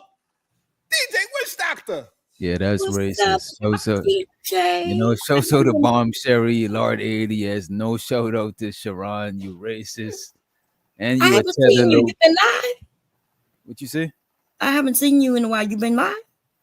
Yeah, I've been going live. Damn, you don't see my lives? I haven't seen any live, no notification or nothing. That's crazy. I'm gonna have to unsubscribe and subscribe back. Yeah, I had to do that for Nightish. I wasn't seeing him in the algorithm and shit. Yeah. I don't be seeing you when you live. Oh, I haven't been going live. Oh, I'm about to say. Yeah. What's up, I went Reese? live because I was. Well, what's up, Doc? What you want to bring to the show? What's your thoughts? I didn't even know what y'all was talking about. I was like, I don't really catch too much Sharon lives when I'm at the crib already. So I'm like, yo, let me pull up before he end the stream and shit. Okay, because you know it's almost that time. So that means you about to start soon. I might not even go live. If I go, it's probably just some random shit. I ain't got no topic. But okay, today we're talking about these three friends of mine, because over here we don't use the N-word no more. So we replaced the N-word with friends. Okay. So you my real friend. And so these three kids, they look like they in their late 20s possibly, and they was having a conversation about Nick Fuentes and how he is actually he's for black people and black people's for him. Nah. I thought that was wild. You seen him and Candace Owens? That was cringe. Him and Candace Owens did a sit down. It was getting on the cringiest side. You should check that out. Yeah, I'm about to check that out next. I'm about to check that out as well. But I think it's interesting how a lot of these black conservatives believe that all black Democrats or all black liberals, they was the ones that was getting a play, and now they are the ones that's not doing a play. Like, we see y'all, bro. You're not even connecting the dots. Like, they brought up Jim Crow and they also brought up the civil rights. Like, those was in the same time zone. You know what I'm saying? So they're not really well versed as how they think they are. So it's interesting.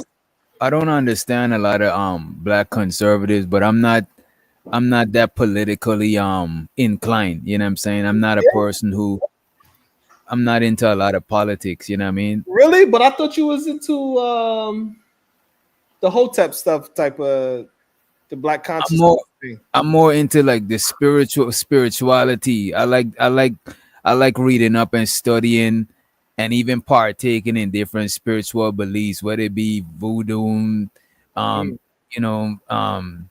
what you call it with the Orishas, you know what I'm saying? All of that. I'm just interested in that stuff. But as far as politics, I never been, because remember now I got a Rasta background. And Rastafari don't partake in politics, you know what I'm saying? That's like but they also don't partake in civilization either. You're supposed to be up in the woods. Nah, you could partake in civilization, but you're trying to be as close to nature as possible. That's why you're in the woods, you know what I mean? Living off the land. As a matter of fact, you eat like a Rasta, because Rasta eat itol, you know what I'm saying? Yes, and your food is itol, you know. That is very true. And I love going to their shops, by the way. They have some good food too. But but I think we all got to get into politics and just at least understand what's going on, and so this way, we don't just get caught up in the whoop-de-whoop, just like how majority of people that's in DC, you can't walk around looking like how these rim bros look. They picking up people if you look like a rim bro. What a rim bro look like? A bum. Damn, they picking up bums. That's crazy. What they do? Putting them in some sort of housing, or they locking them up? Yeah, so they deployed the National Guard, and they actually live in the streets tonight. They start the first day tonight, and they actually locking up homeless people.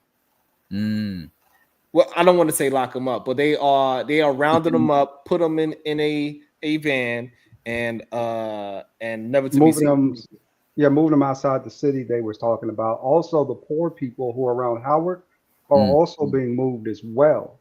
Yeah. So what they're doing, it seems like to me, is gentrifying DC, right? No, that's Make not it to gentrifying. That's Pleasantville. more. That's worse because you don't get to come and move me from here to there just because of my situation, unless they want to move me into an apartment or a house or a hotel room or something. But they literally, it's crazy. And then he lied, like if he's saying the crime rate is so terrible, we got to take over, and the crime rate is the lowest it's been in so many years. So now, I didn't look at the stats yet, but what I'm thinking is possibly that could happen, right? Maybe the crime rate went so high that now that it went down, yes, it's been low in the past 3 years, but it was so high. That's why they are saying that it's so low. No, but it's been the lowest it's been in they saying 50 years right now. Something like that. Yeah, Like it's the lowest it's ever 1970 been in something. 50 years. God damn, I couldn't even help them out, Bomb. I tried. Yeah. Now in 2020, crime went up, but then it went right back down on all avenues. Okay. So that's an interesting thing. And also, I think people don't realize too, I think all this ICE stuff was a big play in the first place, right?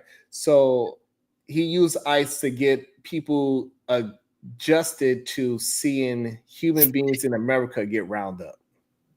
And so now he started with them. They the lowest on the top of immigrants, illegal ones. Yes, they the big bad wolf. Now he going to the next one that's on the low topo. Homeless people. A lot of people don't really care about homeless people like that. Like how they like to say they like, damn, that is a regular person, but you know what I mean? And then what's going to be after the homeless? Then it's going to be the slums, the ghetto. Right. So I think it's a slippery slope that we not technically paying attention to. So we got to be careful. I just think we just got to be careful that he really have the National Guard on the street grabbing up folks, and we don't know where they taking them. Literally. That's right. My biggest concern isn't even DC. If this is effective and it works, they're probably going to want this in other cities too. Which is going to be a little bit more difficult, and they're going to have to prove that that is a state of emergency. But yeah, they definitely going to probably try Chicago next for real. Yeah, they've been saying that. He's just trying to show power because he's losing in other places, and the Epstein things is what he's trying to get people to focus off, and so he's doing this. But this is crazy because we want to know about them Epstein files that his name shows up in, and these MAGA and these fake ass, what you call them, our friends now. Yeah, our friends who don't know nothing about anything. All he got to say is fake news, and then they believe that it's fake numbers and fake news. What up, Chicago? Hey, so Witch Doctor, I got a question for you. If this does clean up the city, as far as we can see, right? If it cleans up the city in the next 3 years or so, let's just say 3 years go down the line, and now DC is clean. You could eat off the floor on the street. No more homeless people. No more ghettos. Would you consider it a success, even though we don't know where these people have been relocated to?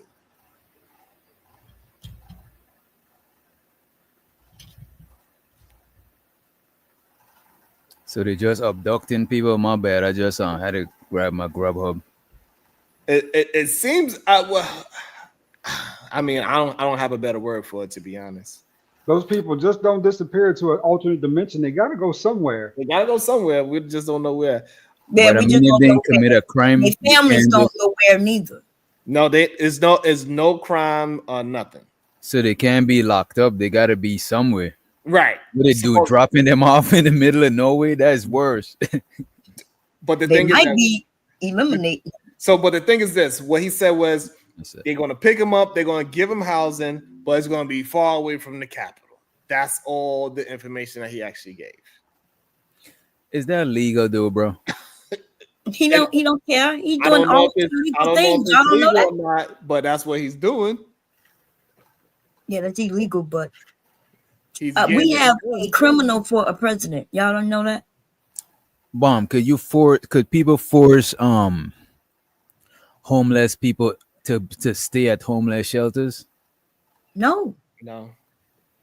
That is crazy. I would like to know where I'm about to ask Chat GPT that where they put the people. He don't care what y'all don't remember the first time he was president. We have no Black people idea. came up missing, and they family still don't know what that. And how many years has that been?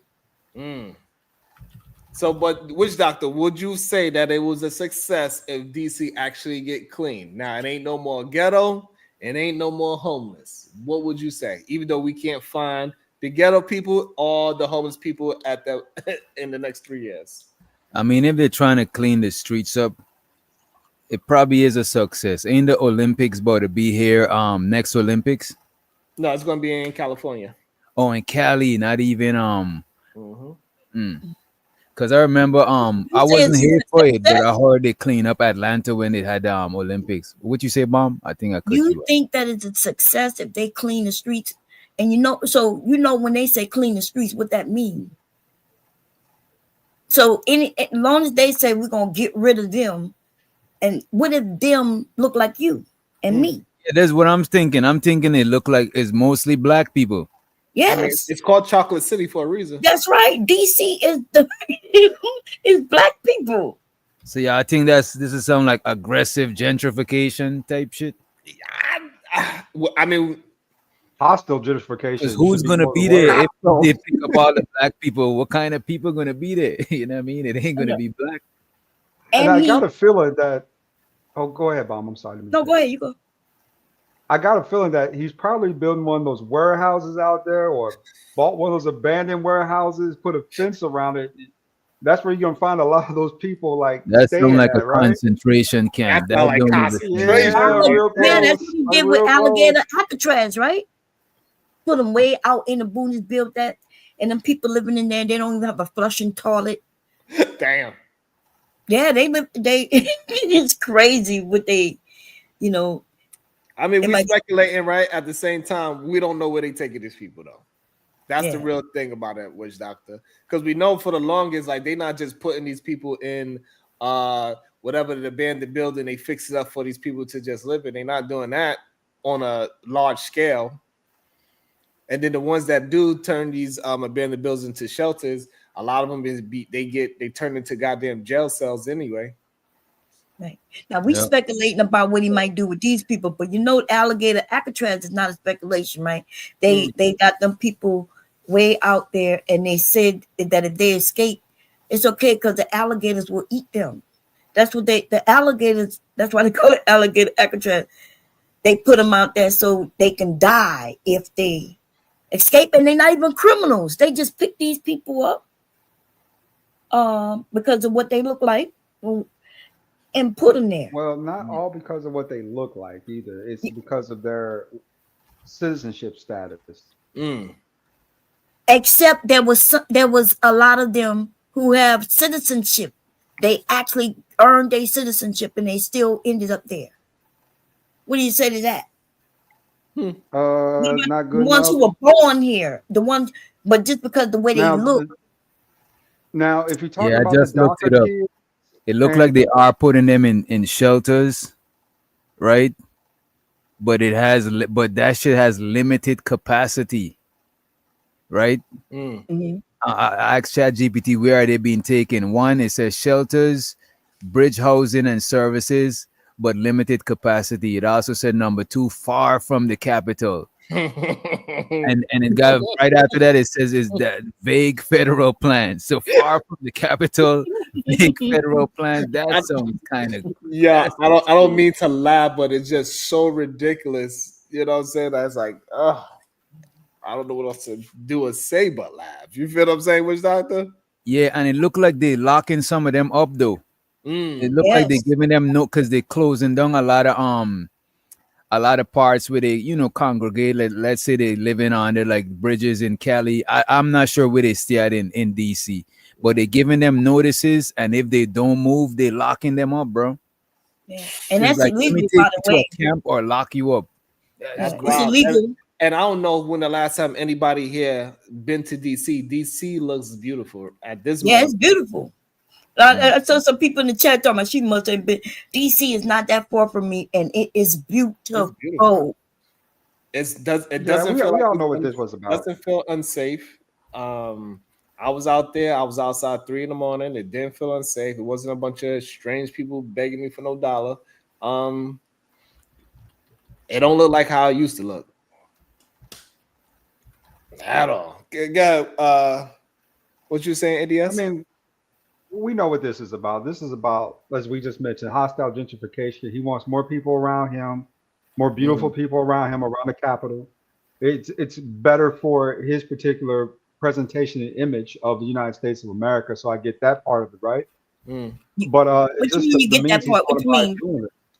Wait a minute. When you invite say over foreign diplomats and then different people from different nations that come to the Capitol, the last thing you want them to see is it looking like a trash heap. okay, wait a minute. Okay, so you saying that in America that he want only the beautiful people there.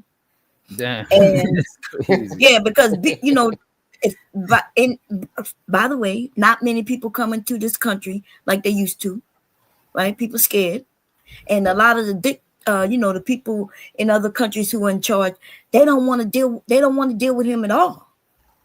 So they're not coming like you just tried to make it seem. But there's idea, so he would just want the beautiful people, and you say you understand that. Until you're not I was trying to be a little sarcastic and metaphorical about that, right? No. Believe it or not, we the most beautiful people, hands down, black folks. So everybody else outside of us, second, third, fourth, fifth, sixth, whatever they want to be, but we got that hands down when it comes to the good genes. Now, on the second part of it though, you are inviting foreign diplomats to this country, right? And you want them to see the preceding area in which the White House, this is your nation's capital, stands. I can understand them wanting that to be like the cleanest, prettiest city, right? That they can make it just due to that part alone. If you go to Sao Paulo, Brazil, and different places like that, when you go to the capitals of Brazil, the capitals in a lot of cases look really nice. Sao Paulo's places look really nice, right? They're pretty. And so do DC here. Oh, where I'm from, the capital is the world. DC here looks really, really, really nice. Clean, the streets are clean. Like I don't know, have you been there?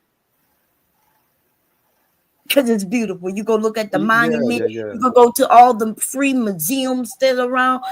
I don't know if they're free now under him and things like that, but it's a beautiful, beautiful area. Now, if you're talking about going 8 blocks to the back, now that might be a different story. You know what I mean? That might be, Yeah. What's this thing about all of these diehard black Trump supporters? Like I get, you know what I'm saying, that people, some black people are conservative, but it's like, damn, bro, like y'all, a lot of y'all treat Trump like he's like y'all Jesus, bro. That shit is cringe, you know what I mean? It's definitely cringe because my main problem is that they don't want to call out the bad things that he do as well. Like I'm all for giving him his props when the props is due. If you do something good, and it's good, because guess what? I'm American, so I'm going to benefit off of it as well. So you do something good, that's fine. But also, if you do something that I don't agree with, or like it's hurting our country and it's hurting the citizens in our country, we should be able to talk about that as well and just call it down the middle. This is where I agree with ADS, is that, hey, no, maybe we need to be independent so we can have our checks and balance and not just be to one side where I can agree with Trump when he do something good because it's Trump. No, we got to be able to do both. Good things, hey, fuck it. He did something good and I'm going to take advantage of it. Bad things, hey, we need to hold him accountable and we need to get something. We need to get an uproar so we can get it changed. Right. But independent is another branch. And for you to beat them, you will be just going from being a Democrat or Republican to being independent. And if they not doing nothing, which they cannot do anything, it's not enough for them to do anything. Nothing. So you being independent is actually you throwing your vote away to the wind. because it's not enough for them to do anything. They never gonna win the presidency. Well, But you're I not don't voting think it's directly bad. for you're voting for a party. You're just an independent when it comes to party affiliation. That's a little different, right? So for me, I vote for who I believe is going to give me the best opportunity and options, right? Circumstances. May it be from tax breaks, may it be from certain policies that are in place, may it be from whatever, right? Yeah, I'll no usually money lean back. towards that party. Now, I think that witch doctor, me and Sharon had the same conversation about people being too loyal to like even to the MAGA extremes, right?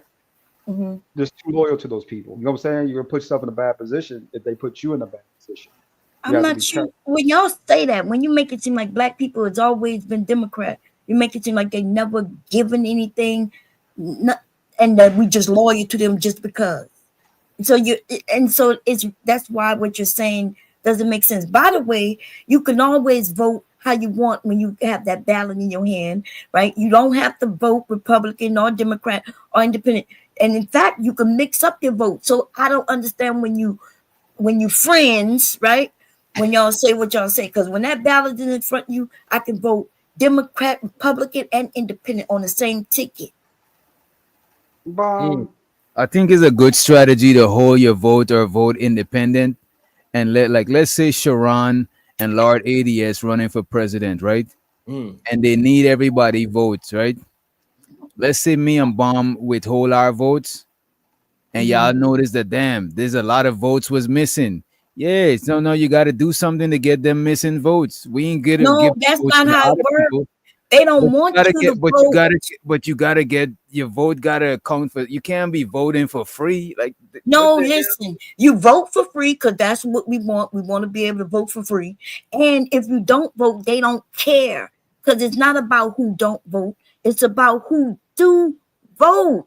So you holding your vote, it won't do anything. In fact, they're trying to take votes from black people.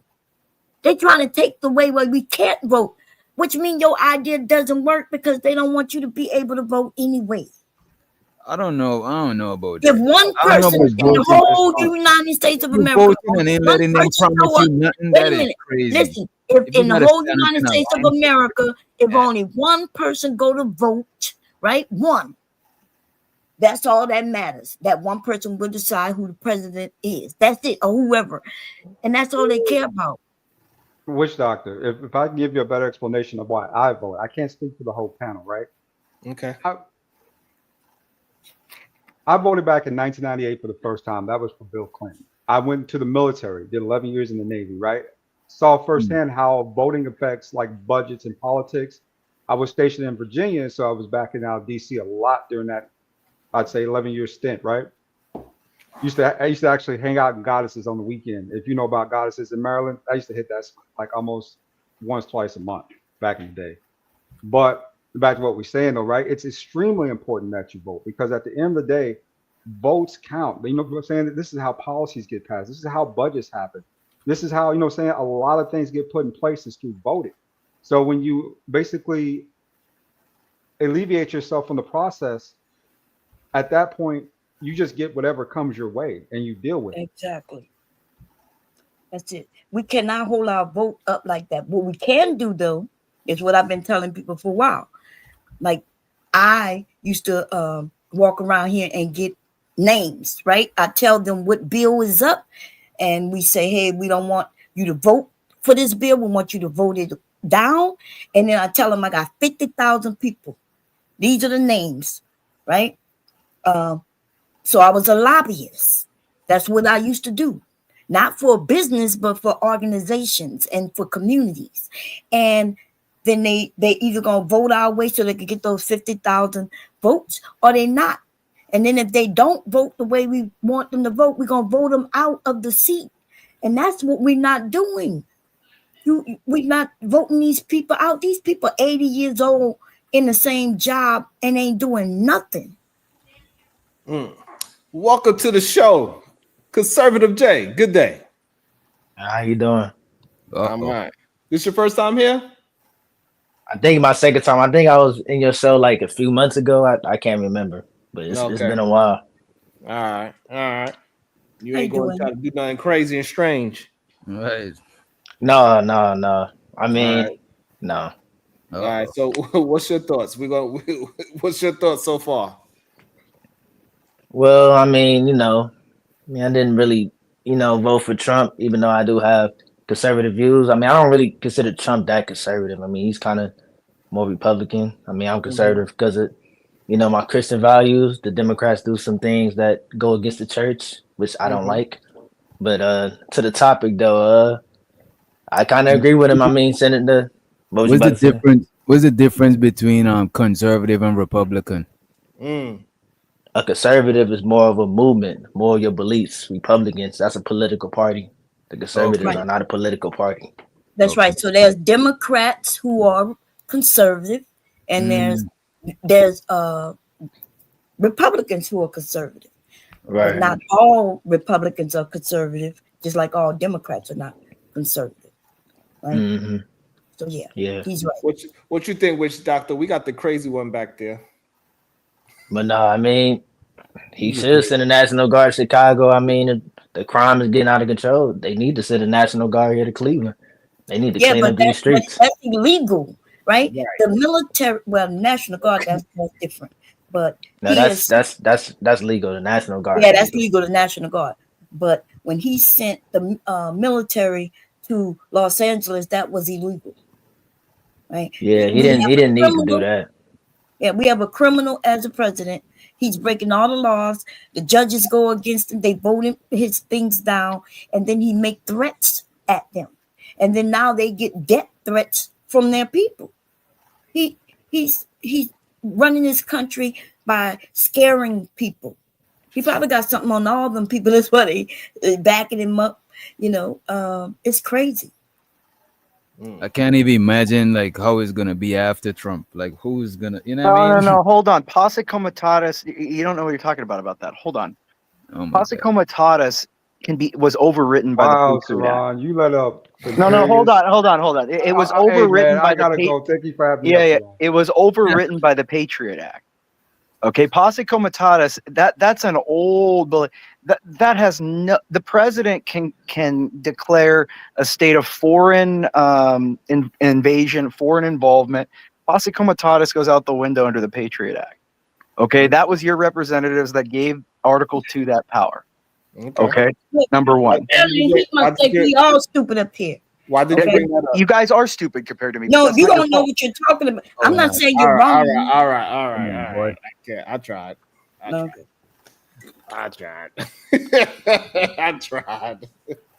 What he was about to go into some eugenic stuff. You know it. I tried. I gave him a shot. He don't want to have a conversation. He wanna. I don't know where y'all. I don't know how these people be finding these type of spaces. That should be crazy, man. But yeah, man. These FBAs, man. They don't be talking about black on black crime. I feel like they need to focus because I feel like that's truly what can stop that. People like Umar and Tariq Nasheed. You know what I'm saying? Because my thing is black on black crime. You think that's a real thing? Absolutely. Just look at our neighborhoods. I mean, look at our cities. Look at Detroit. Look at Cleveland. What about Hispanic on Hispanic crimes? He never gonna mention that white on white crime because they commit the most crimes. Lord have mercy. Russia versus Ukraine. That's white on white. We're not talking about. We're talking about crime that affects us. That stuff doesn't affect us. Black on black crime is affecting us. Like a dude just got shot at the country. Let him get it out. Let's see where it goes with it. Go ahead. What you saying?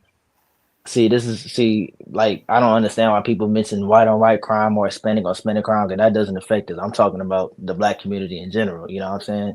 Mm-hmm. These are the communities that people have to walk, that we have to walk, that we have to raise our kids in, you know what I'm saying? And when our community is being riddled with crime and degeneracy, I mean, that's an issue. And I think the leaders in the community have to address that. They have to address this. That's the only way. But why not crime in general?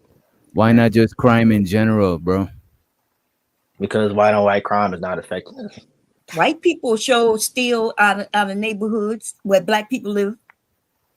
So here's the thing, conservative Jay, it's really no such thing as black on black crime. That was a made up term that they did to get people in an uproar and get conservatives to jump behind. There ain't no such thing. Crime is crime. 60 but that's not true. Yeah, because people commit crimes according to where they live. So white people is committing crimes on white folks and going down the line. So everybody that is in criminal activities, they usually do it where they live. Right. That's just what it is. Well, I mean, I have seen blacks out here commit crimes against other ethnicities too, like especially in 2020, like against Asians, like against Mexicans. Like it was some tension. It was some tension in the streets for a while between the blacks and the Asians. You know what I'm saying? Like running up on vendors. I mean, running up on white people just for being white. I mean, you can't deny that. You know what I'm saying? You cannot deny that. We can't, because it doesn't happen. It doesn't happen in mass enough. It's going to happen, of course. We do live in America, so it's definitely going to happen. But it's not that deep for us to really talk about it like that. However, the reason why it's a problem for conservatives, especially black conservatives, to go ahead and push out the rhetoric of black on black crime and any other BS stat is, when you peel back the onion, you really look at what's going on, it's just not true. FBI already put out the list, and 63% of violent crimes is committed by Caucasians. So this idea that we believe that we are the most violent human beings in America is just not true, and we got to stop pushing that narrative out there. Do we have some criminal black folk? Of course. Most definitely. But I mean, we are the most incarcerated for a reason, though. No, we're not the most. No, we're not the most incarcerated. What? That is crazy, bro. So that's the thing. I'm just telling you, like I'm just telling you what I see. I'm not making this up. I'm telling you what I see. You're telling us what you're regurgitating what you heard, which is fine. But I want you to do your own research on it as well. That we are not the most incarcerated at all. Exactly. And so not only that, so like when you do see when you do see the crimes that is 40% black people are committing violent crimes as well, right? Even when you see that, it is the same 1 million black people that's doing the crime. No, that's not. You're putting words in my mouth. That's not what I said. No, I'm not putting. I'm trying to let you understand what's actually happening. That out of the 40% of black folks that are committing crimes, right? Out of the crimes, right? So 40-something% of the crimes that is committed in America is by black folks, right? That's one of the stats you probably know about, correct? Yes. Absolutely. Okay, so now when you break that down to how many people that actually is, because that's just the crime rate. When you actually break down that stat to the people, is roughly somewhere less than 1 million black people that actually commit those crimes out of the 40 million that out of us that are actually here. I never said it was in 1 million, but it definitely is a big problem, and it's a huge, thing that needs to be addressed. Because why don't white crime and Hispanic on Hispanic crime is not affecting the community, black on black crime? So what I'm saying is that what I'm trying to get you to understand, it is not the majority of black folks that commit crimes. That's what I'm trying to get you to understand. Well, wait a minute. Maybe not in your generation, but in my generation, yeah, majority of people in my generation are. All right, but what I'm saying is that what stat do you have to back what you're saying? That is crazy. All you got to do is just, look on the news and look in the city. Okay, so like I said, I'm in the inner city of Cleveland. It's somebody getting shot like every day. That's fine, as that is rough there. But however, what I'm saying is that you gotta start when you white areas are more safer than black areas. That's a statistical fact. But you only call it, that's fine, but it's really about the money area. It's about the money difference, not the actual people, not the color of the people. I gotta disagree with that too, because if you look at some of these cities, So do you believe that it's black affluent neighborhoods in America? Yes, let's take East Cleveland for example. My parents used to live in East Cleveland, right? They used to be white in like the 60s and 70s, right? But when the blacks moved in like the 80s and the 90s. This became one of the worst ghettos literally in America because of the drug epidemic and all the other stuff, the gangs that came in the neighborhood that, black people run. It used to be pretty big. I mean, the Rockefellers used to live there, like the Bilderberg group. They used to have like millionaires and billionaires live there in East Cleveland, Ohio. Mm-hmm. Okay, and you believe that because black folks moved there and then all of a sudden it went to shit? Not because Absolutely. So it's not because poverty-ridden people moved there. No, it's just because black. Okay, so now do they have poverty-ridden communities in Cleveland that is white and they have high crime? I mean, they have poverty. It's not high crime, but they have, poverty areas that are white. Yeah, I'm not denying that. No, but do you believe that they have high crime over there as well? I mean, yeah, they have high crime, but not as high crime as the black community. There you go. but So now they got crime. They got crime. All right, so now we know it's poverty, not the skin color. I need you as a young man to understand the difference. I don't want you to fall into the idea that it's a real thing called black on black crime. That's number one. And number two, that's your opinion. I want you to pay attention, not to fall into the stats of the news, but actually fall into the stats of the FBI and the jail system and things like that, and actually look at the number because it's a percentage game that they are talking about. And then when you find out the percentage, all right, it's 40% of the crimes that is committed are black folks. How many of those people are we talking about out of the 40 million black people? And then you can actually have a real understanding of what you're seeing. Then you'll see that majority of black people are good and decent out. Then they are not committing crimes. I want to welcome some more people in as well. Welcome to the show, DJ Genesis. Welcome to the show, the beautiful MJ, and also Conscious Moron. Let's try to keep that line right there. Let's try to keep it in that order. And I believe Bomb got something to say. She want to speak to the young man as well. So I just want to get everybody's voices in. So DJ Genesis, MJ, Conscious Moron. Then we got Bomb Cherry. Go ahead. Well, I just wanted to also point out, I used to live in DC. I was actually stationed in Washington, DC at Bowling Air Force Base. And I did get to see, DC was once considered Chocolate City. And it at some point was the murder capital. They called it the murder capital. They were very proud of that, at the time that I was staying there. However, today you see less crime there. You see that the crime rates have gone down, but the homeless situation has not gone down. And now you see that they're rounding up homeless people, but they don't have places to put them, right? Mm-hmm. So, okay, now you have pantries and things like that normally feed the homeless that are used to getting like maybe 100 people. Now there's 400 people in line. So it's like they're trying to solve a problem, but with a machine gun, like they're trying to kill a spider with a machine gun. Okay. Now, if they would have came back in the days, in the 80s, when you had, some real stuff going on, okay. But right now, things are actually are progressing a lot better in DC. But, why don't we really address what the real issue is homelessness, displacement, things like that. The veteran population that leaves up out of the military that ends up homeless and they end up on the streets of Washington, DC.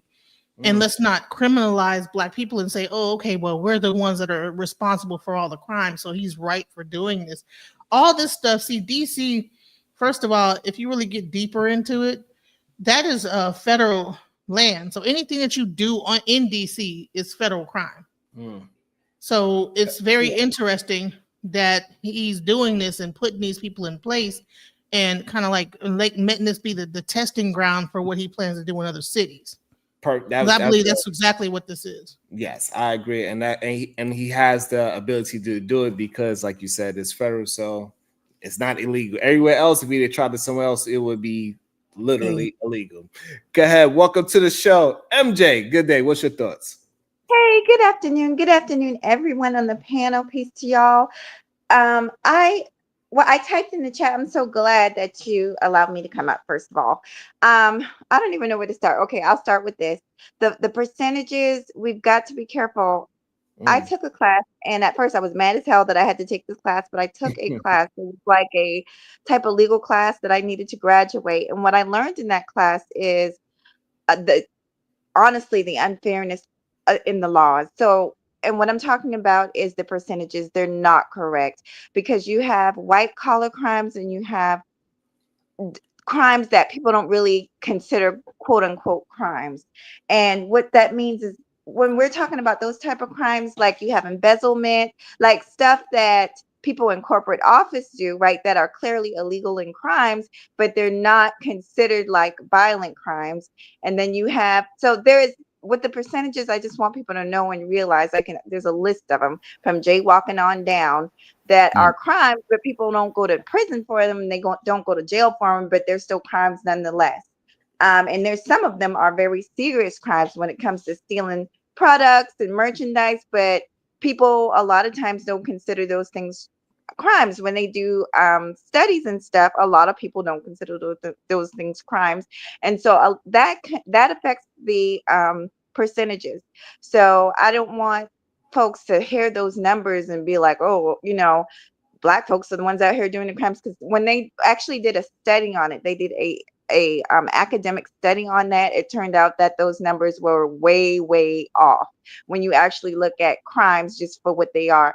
It's the same thing. I'm gonna try and be short and bring it to a close, but something that DJ Janice just said, and I think you just said it, it's just a matter of how the law looks, or how people look at things.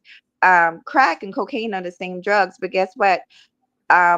Crack, which is the cheaper drug, people go to jail for like 10 times the amount of time. They've changed those laws than for cocaine. And it's the same, it's in essence, the same freaking drugs, but there's a different class of people using crack versus the wealthy people that can afford cocaine. So there's so many things behind that, and we just got to be careful when we believe that, okay, it's Black folks doing all this. Because let me just say this, my neighborhood, I live in a decent neighborhood. It's mostly retired veterans here.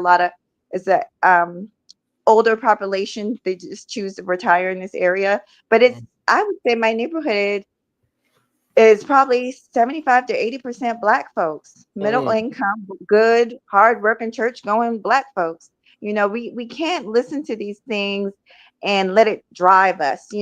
For the most part, when I look at my life and I look at the people I'm around, my aunties, my uncles, they're retired, they're good, hardworking people. We got to remember those folks. But it's this whole thing, like the squeaky wheel gets the noise. In the news, they don't talk about all the positive things that happened in the communities. They talk about the negative and the violence and who got shot and this and that. But they're not talking about the white collar crimes in the offices, the embezzlement, the product thievery, all this stuff that goes on. It's the squeaky wheel that gets the noise. And so people think, oh my gosh, it's all a certain type of people committing these crimes. We just got to be real careful with that. That's all I wanted to say. Thank you. You're welcome. Awesome. And that's why I wanted to take my time and speak to Jay, because I know he's somebody that is still building his ideologies as well. So I just want to make sure that it's challenged properly, and he also do the proper research for himself. So to not just listen to these people that look like they have authority or they speaking with facts, because a lot of times we get caught up in people that have good charisma, and we actually believe these people, and they are telling us lies, and we watch the news and they telling us lies, and then when you go look it up for yourself, you're like, damn. Well, some of these people that say this stuff, they do, good research. Like I would say Anton Daniels, like he does pretty good research. He's a pretty thorough brother. Like he's not a bootlicker, you know what I'm saying? He's not a whitewashed Black. He's a real brother. What makes you think Anton do research? Damn. He brings up statistics. He brings up stats. You know what I'm saying? You got to watch his videos. I brought up stats before, but it's because I heard it from somebody else. You said what? I brought up stats before on a panel, but I heard the stats that I brought up. I didn't research it. So just because you bring up stats don't mean you research. It could be that you heard it from somewhere else. You know what I mean? Brandon Tatum, like he brings up facts. He brings up facts. He brings up stats. He does. And you could look at and you could read stats, and you could misinterpret the stats that you read, like what MJ is saying right there. Yes, Look, and I'm not saying. And most people do misinterpret the stats. They don't actually know how to read it. They'll see it. They'll see the percentage. 40% of Black people commits crime, when really is 40% of the crimes committed were black people. And then when you break down those 40%, how many of those human beings are there? And then now we used to see that it's only about like a 5% of black people commit crimes, because it's less than 1 million black people committing crimes. And Sharon, can I bring up one more thing? I promise, and then I'll be quiet. There's something else I forgot to say. Okay. Just 1 second. But Sharon, I don't know what y'all talking about, but I know Uncle Jeff's wrong. I just wanted to come up here and tell Uncle Jeff he was wrong about whatever he said. I know he was wrong. I just want to add one thing that I forgot. Also in that class, I learned that statistically, and DJ Genesis brought this up, in certain neighborhoods, in poor neighborhoods, that they have more police officers patrolling those areas. They very rarely, we got cops that live here, right? And then we got one cop basically that patrols the area. But in areas, and it's only basically, we call them one of the domestic violence dispute and stuff like that. And then we got HOAs and other people that can get involved. You can't have so much of that going on. So it's not so necessarily that people aren't doing crimes in the suburbs, because they are, honey. They're cooking up meth labs in the suburbs. But these things, okay, but they're not shooting each other though. They're not deleting. I want to get your channel. I don't want to get your channel deleted. They're not deleting each other. What you talking about? What are you talking about? Hold on. They're not deleting each other in the suburbs. I got y'all. Hold on. They're not deleting people in the suburbs. Nobody's talking about deleting I on got the you. channel. Let me try to take control of it, MJ. Jay, just let her finish her full statement. I give you a chance to respond as well. I got you. No problem. Go ahead, MJ. So if you've got more cops constantly riding up and down the street looking for people, and unfortunately, like DJ Genesis was saying, in certain areas, you got more liquor stores. All this stuff adds to the crime.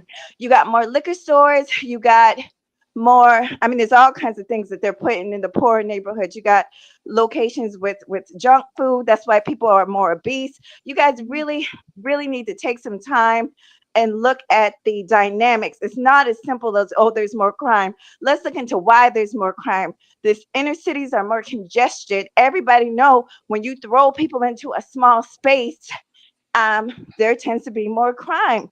A lot of legal people know this, but the lay person who doesn't think about it day to day, including myself until I took that class, you just don't realize all this stuff is going on that's adding to the numbers in the crime. The homeless population, where are they located? Not in the suburbs. They're located near the city.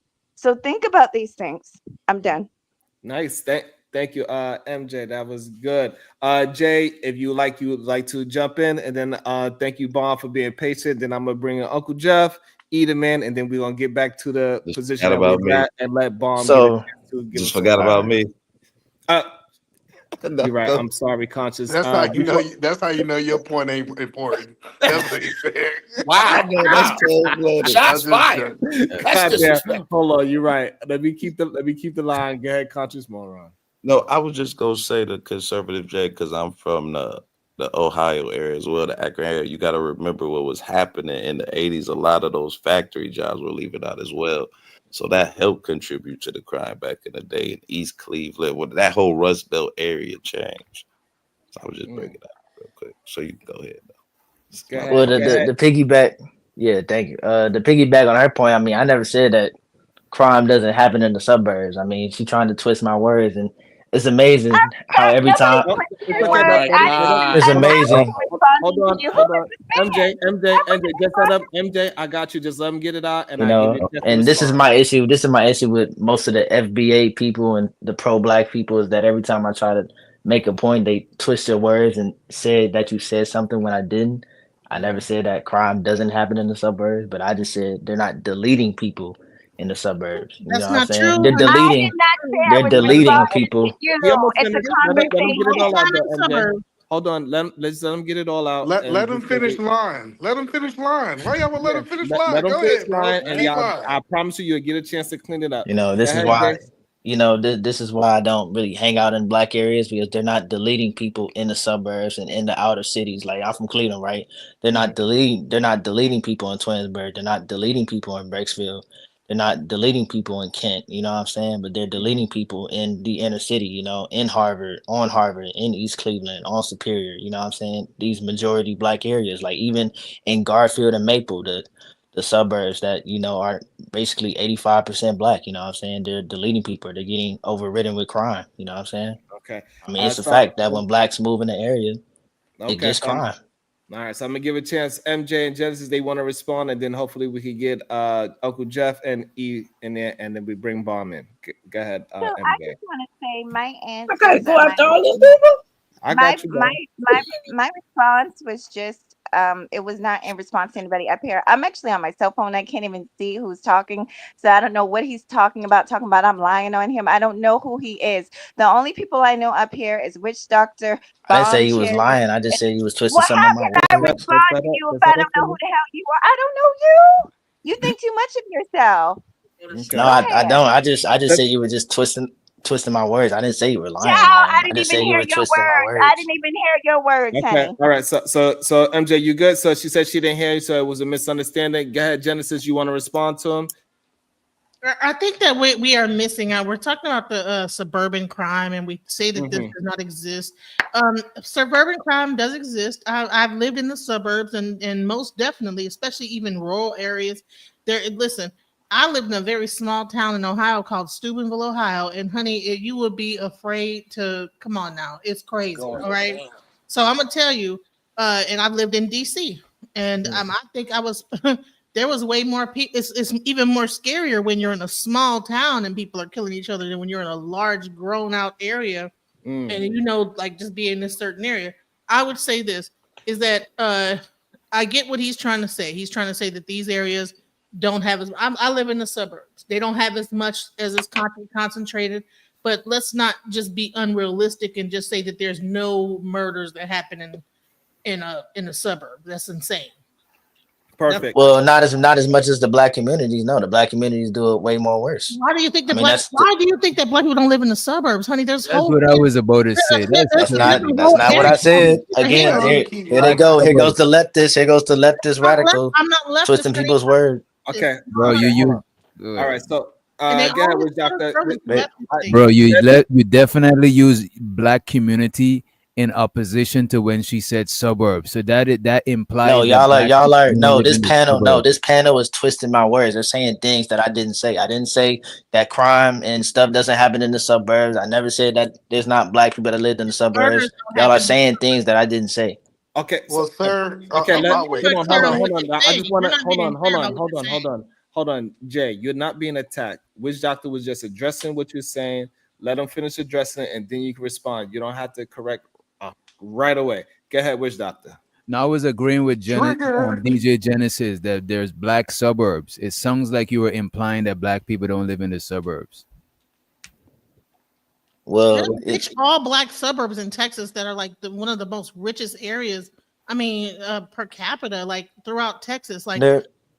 And it's no white people that are. These are like mostly primarily black and do not have a crime. Well, no, there is black suburbs in Cleveland, but the problem is they're crime ridden because it's majority black, which is facts. And the majority white suburbs do not have crime. So everywhere black people. So most of so black people are synonymous with crime. Yes, not all of them. But most of them, yes, that is a statistical fact. Household income in Cleveland suburbs.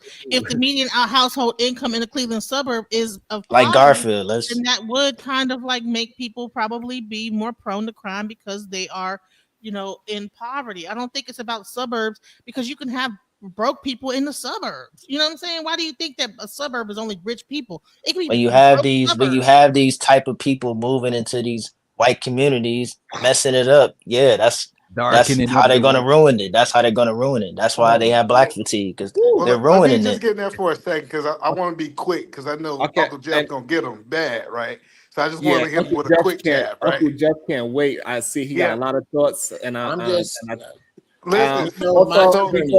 before it is Uncle Jeff go. Which you know Reverend Green? Nah, who's Reverend Green? Somebody from my channel, but yeah, he's good. Okay, he's good. Okay. All right. All right. Thank you. All right, No Jeff, can I problem. hit him with a jab or you want to hit him with the Well, uppercut first? well, I'm finna be wrong about whatever I'm gonna say, either man. So I know. Well, you might as well. I Okay, was Uncle Jeff like, said dang. he let me get I the don't jab. know if he Go can be ahead. wrong with this guy. This guy, he's so wrong. Like he got to make Uncle Jeff right. Like, golly. But Okay. no. But one thing is, we gotta stop lying, saying that it's no crimes in white poor neighborhoods. This idea that That's it's not what not I about said. class. That's Hold not on, what I sir. said, That's not man. what he Sir, said. I know, sir. I'll let you respond the way you want to respond, right? So I'm gonna respond the way that I want to respond.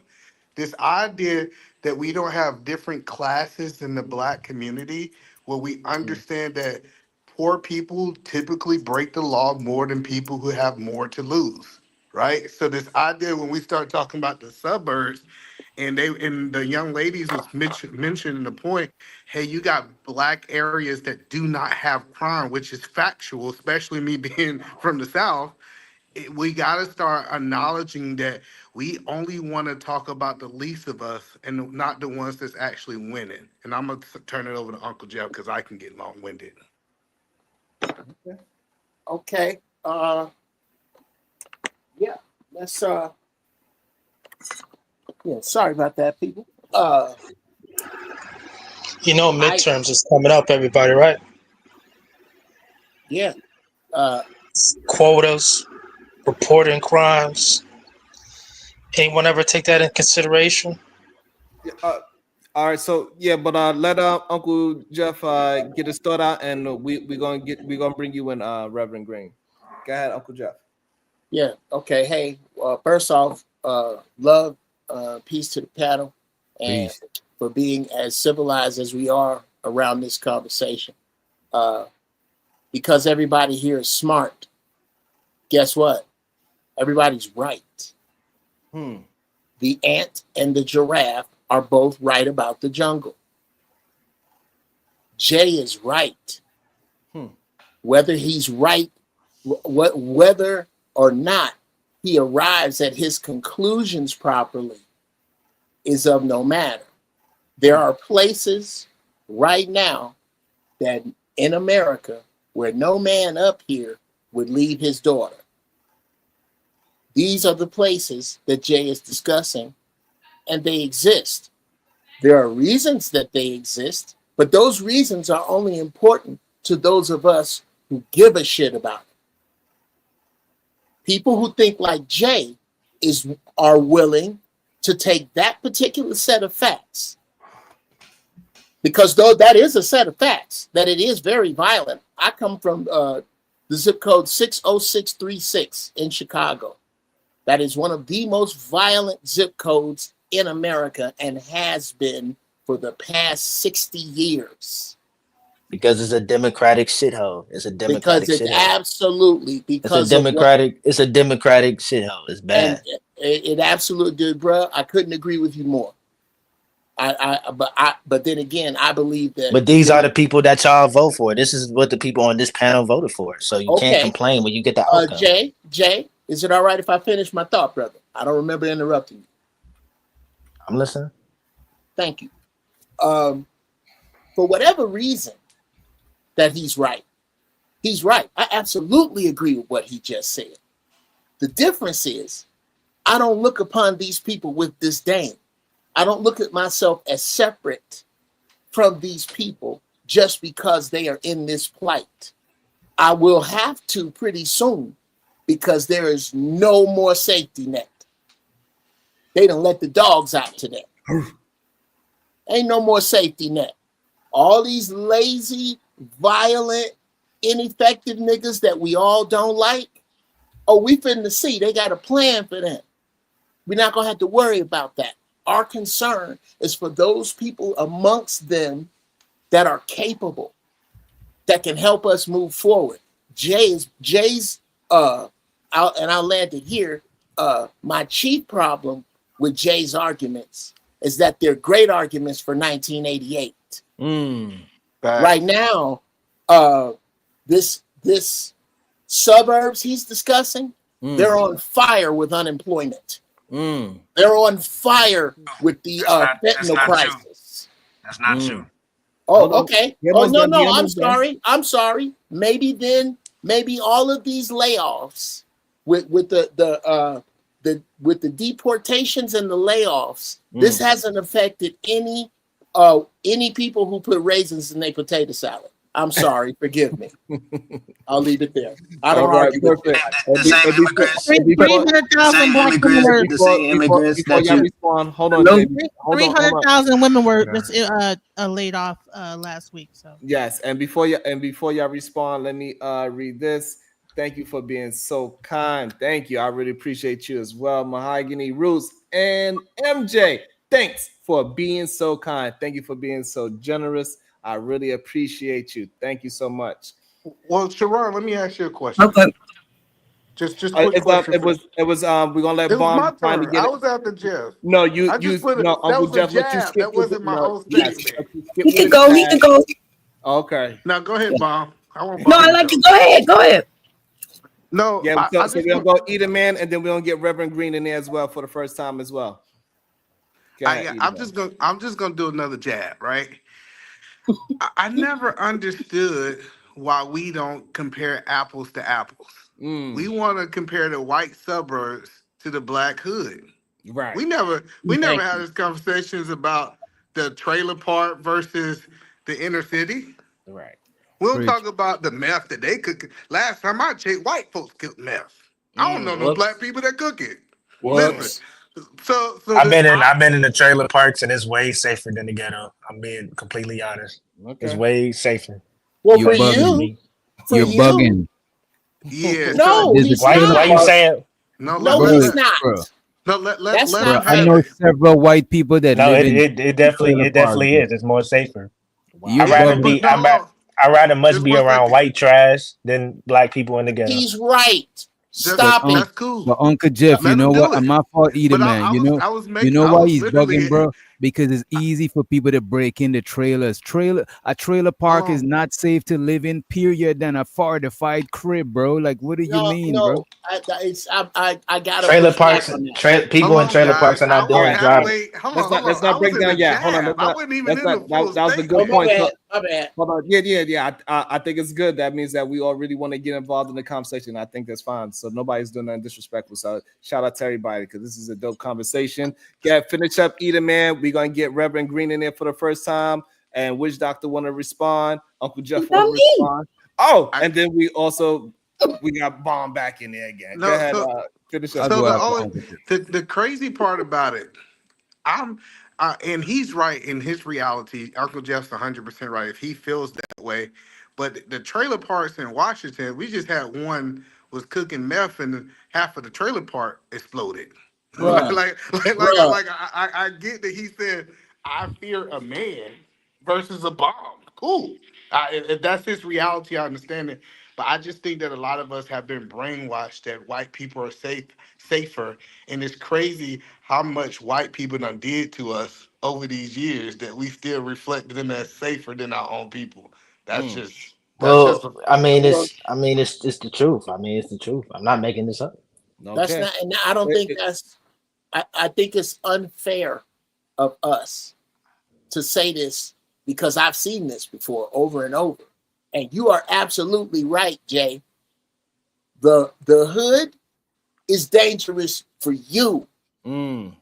Me, Witch Doctor, Eater Man, and Sharon could roll up right now to anybody's hood and read The Jungle. And so can I. Because we are. All right, sister, and I'll put you in the car with us because I know exactly what to do. I know exactly how to read the wall and know who to ask for to go let them know I'm here and that I'm here in peace. I didn't come to take nothing. I came here in love, and these are my people. You run it around here. But you shouldn't have. But you shouldn't have to do that in somebody else's neighborhood that looks like you. That's what I'm saying. You shouldn't have to do that. Rappers shouldn't have to check into Houston when they. Brother, you know what I'm saying? Like they shouldn't have to check in with Jay Prince just to go to a city. No, That's what he just said. That's what he just said. He shouldn't have to check in. He shouldn't have to check in. Hold on. That's not. Hold on. He was not talking about checking in. But before Unc get a chance to respond and correct it, Reverend Green, go ahead. This is your opportunity. Yes, sir. Mhm. I voted for this. I want to let y'all know where I stand, and I want to say, furthermore, President Trump is the greatest president of the United States of America has ever had thus far. Mm. And if you're afraid of a spring cleaning or a summer cleaning, I don't know what to tell you. We're going to find out real quick who has the more crime, blue state or red state. Very quickly. You can also look too, with the census coming up, who's 13% and who's really the majority, who's really overrepresented and who's really underrepresented. We're going to find this out right now. Get ready. Get ready. Those low birth rates, that man out there in Kennesaw in the suburbs, he was an incel. And they're not showing pictures of his family, and they haven't arrested his family for terrorism. He unalived a cop who was a father and a husband to a woman. This incel had no man nor woman to ever find him sexually attractive. So what does he do? He tries to shoot up an impenetrable fortress. And they're trying to blame it on the jab. Anybody who buys that is a fool. But that's some BS. Last time I checked, the jab don't make you bust shots at cops. Yeah, I got you, brother. It But doesn't take Sharon, that much. I got you, Sharon. Yes. I don't fear my life if I show up to the hood with backpacks for school and bicycles for the kids. I don't think the drug dealer's gonna run up to me and say, "Hey, why are you helping these kids out?" Or like when I volunteer at the food bank. And I'm giving out food to the people who can't afford food. I don't fear that. Like I don't understand how people fear these people if you don't mean them no harm. Like this idea of us going, especially when we get established in life and we're going back to the hood, giving and serving the hood, because I literally just opened a business in the middle of the hood as a black man because I understood that my business was needed in that hood. I ain't never got robbed because they know that I am coming to give to the hood, not to take from the hood. So I think you just got to do an evaluation of what's your purpose with the hood. That's a great point. And let's get Bomb Cherry in there. Go ahead, Bomb. Oh, I was playing with my grandson. I agree with all of y'all, okay? Except the young man. I think he's young, though. How old is he? I'm 23. I'm about to be 24 in August. So, that makes sense. Yeah, you're quite young, and it's okay, baby. The people you following, the ones you say they do the research, you might want to find you some. Maybe come over here, baby. You'll learn more. Well, I mean, they do research. I mean, pretty well. I'm not about to diminish Anton and Brad Taylor. They did pretty good. Now, I don't agree with everything they say, but most of the things they say is, it's true. What are you trying to conserve, Mr. J? Good question. You said what? What are you trying What to is conserve? exactly are you trying to conserve, Mr. J, conservative J? What are you trying to conserve? No, I'm saying I like conservatives because they have, Christian values and they don't play victim and they don't But blame the what white man. values are you trying to conserve of the Christian values? I would say being against the LGBT, the nuclear family. They're pretty big on the Same nuclear here. family.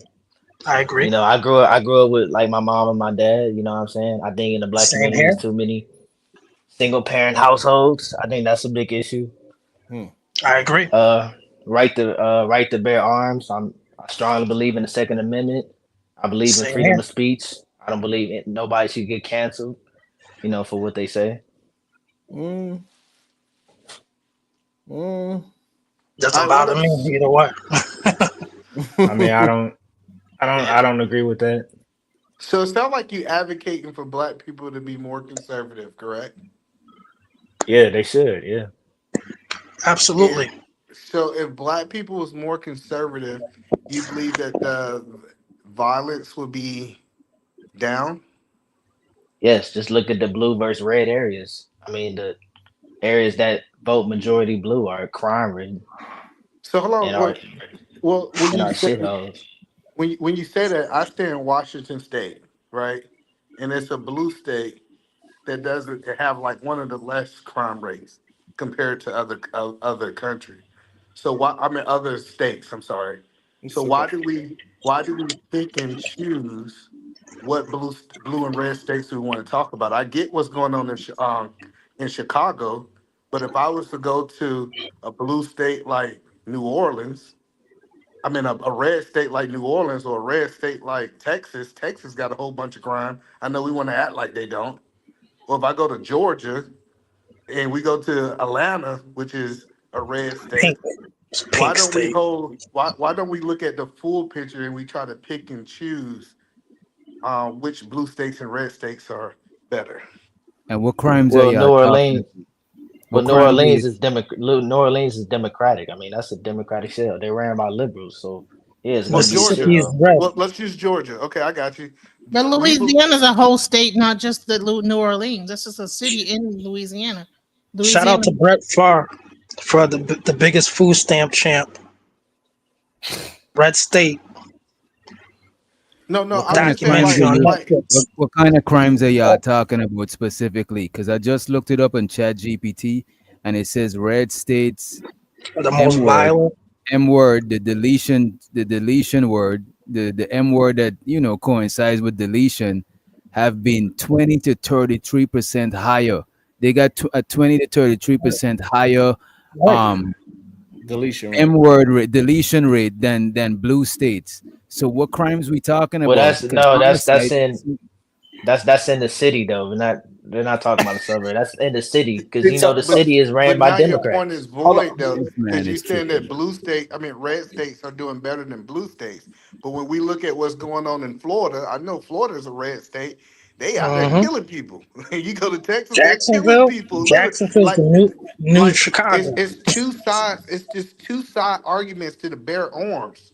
We Right. don't see people in New York getting shot, which is a blue state Right. for the most part. No, people in New York get shot. I mean, in Brooklyn. I mean, in the No, Bronx, in I promise Queens. you, if you compare New York to Florida, more people get shot in Florida. And we got maybe 3 times more people. Right. So that's what I'm saying. It's almost like you using data, and I might be interpreting it wrong to make a point, but I can take the same data that you're using to prove that your point is incorrect. Right. And also, let me Well, say no, they're not. before They're you go, not. They're Jay, not. before you go, Jay, I want you to think about it before you just say something. Shout out to the Shiesty Avengers, Ashton. Welcome back, Sharon. Thank you. I appreciate you. Thank you for being so generous. So, and this is where it comes into where you got to be careful on when you just regurgitate people's research, because you got to be able to learn how to break down stats yourself and not just say, hey, blue states versus red states. And then when we really break down what you're saying, a red state versus blue state, it seems like the red states are deleting people at higher rates. Mm-hmm. But I got a Well, question for Reverend Green. Yes, Reverend sir. Green, you said something, and I'm conservative, but I want to ask you a question just to see if you're a realist. What have Mm-hmm. Trump did that you disagree with? Ooh. Oh, that's a great question. Who am I speaking to? Emmanuel or Edaman Okay. or the Travel Uh, King, whatever you want to address me at. I'm a little bit of everything right now. Thank you, Mr. Travel King. That's a great question. Um, my my only problem with this administration, Trump's administration, is that he's not moving fast enough. Okay. That's it. So outside of him moving fast, you feel like you have no problem with anything else he's implementing. Nope. He's just not Yeah. moving fast enough for me. Yeah, so and I think, and I like I said, everybody know I voted for Trump, but I can be realistic to say there's a lot of stuff that I disagree. Like the idea of if I shoot a police officer, regardless of the situation, I should get the death penalty. And then y'all also say that y'all conservative and I got the right to bear arms and protect my family. And we done seen police officers run into people's house and kill people. And it's almost like those things that he can't do no wrong. Like we Yeah, can't he just have doesn't make. a black and white thing that says that you go to jail if you kill a police officer, no matter the situation. And those are the things that I see, and I was like, I wish he wouldn't have moved that way. And I can be Mhm. realistic because I'm logical. But when I talk to some conservatives, they can't be realistic. They think that this man walk on water, which he don't. Well, Yeah, I'm I not. would I didn't agree. really. I was I gonna didn't answer vote for that. Trump. I I didn't voted for vote. Trump, I and if voted I could do locally. it again, I would do it again in 2028. Also, you're right. It comes down to the political messaging. However, Mr. Donald Trump does not make the laws. He signs the checks. He signs the executive orders, but he doesn't make the laws legislationally. The laws change But state to state every but week. that's still a bad argument because Republicans run the House, and it's still it's almost like you didn't. It's almost like the RICO charge. You didn't pull the trigger, but you the head of the organization. Like, what are we talking about? Again, That's a good point. Let me Mr. just Trump, Mr. Trump might have might have asked for clemency for Mr. Mr. take your time. What's his name? Not Big Meech, but the other one, Larry Hoover, Mr. Hoover. But he also admitted that he can't free him. That's up to Illinois. See what I mean? He can do the political messaging. He can encourage it. He can discourage it as well. But this is a state legislation, even federal thing. He's on an executive level. He is not. He is not the one who makes the laws and passes them. Okay, before you answer, He Edie, man, signs the checks. shout out to the Cash App. It says with the fireball, take your cracker ass to the suburbs. I would never be going to the suburbs. I love it. I love it here around my people, FBAs. You know, I love FBA. I'm more attracted to those type of women. You know. So you consider? Do you consider yourself FBA? Every day. That was it. My lineage. My people have always been here. Shout out to the Cash App. It also says, what about the sundown white towns, Ninja? Filled with AIDS. Fentanyl overdoses. Yes. And You thought I was finna cap about something? I'm telling it just the way it is. If you thought I was a fan of somebody, I'm just telling you who I voted for, and that's simple as that. But if you're thinking I'm a fan or a fanatic, nah, not a fanatic. That's good because we My father was my hero. That's good. We do need people. These people, these pale failures, they need a hero. I don't need a hero. All right. We have our own heroes. We got one more. What traditions are MAGA trying to conserve, Ninja? I'm not MAGA. Done told y'all that. I didn't. Okay. Yeah, I didn't even vote. Yeah, I just told him, man. The nuclear family, you know, the Second Amendment. I mean, the right to freedom of speech. Think I'm finna vote for a woman? I'm against. Who's finna get beat anyways? Just like the last woman who went against them. I'm against illegal immigration. I'm against I believe that our borders should be secure. Wow. Also, shout out to Big Giz with the 2-ball. It seems like we all set in our ways. All these blacks up here talking about we want immigrants. It's like you want immigrants so bad. How about What you black open up your here door? is saying we want immigrants? I'm not talking about up here in general. I'm a whole immigrant. But I'm saying, what do you mean? That they were up Wait. here? Let me finish my point, man. Y'all cutting me off. I'm just saying what y'all are voting for. Y'all are voting for the Democrats, which support wide open borders, But y'all are the same people that won't That's open y'all false. door to some random off the street. Nobody is for wide open borders. Nobody. You just making that up. Man, I would have built that wall The too Democrats if are President definitely Trump for wide open offered borders. to relocate my family. And yet Or the Biden, wall when still Joe Biden, crumbled. when Joe The Biden wall was in crumbled. office, it was the biggest time when illegal immigrants came to this country. The borders were wide open. That is not true. And I think Obama got rid of like the most illegal immigrants during his election. That's right. But hold on, guys. I had to switch over. You have to switch over. Also, before you switch over, also it says, what does MAGA mean to a black conservative? Who want to answer that first? Because we got 3 of y'all here. Well, look, I You gotta ask a MAGA. Okay, I have didn't no vote. idea. We only got 2 here. So, Edie Man, what does MAGA mean to you?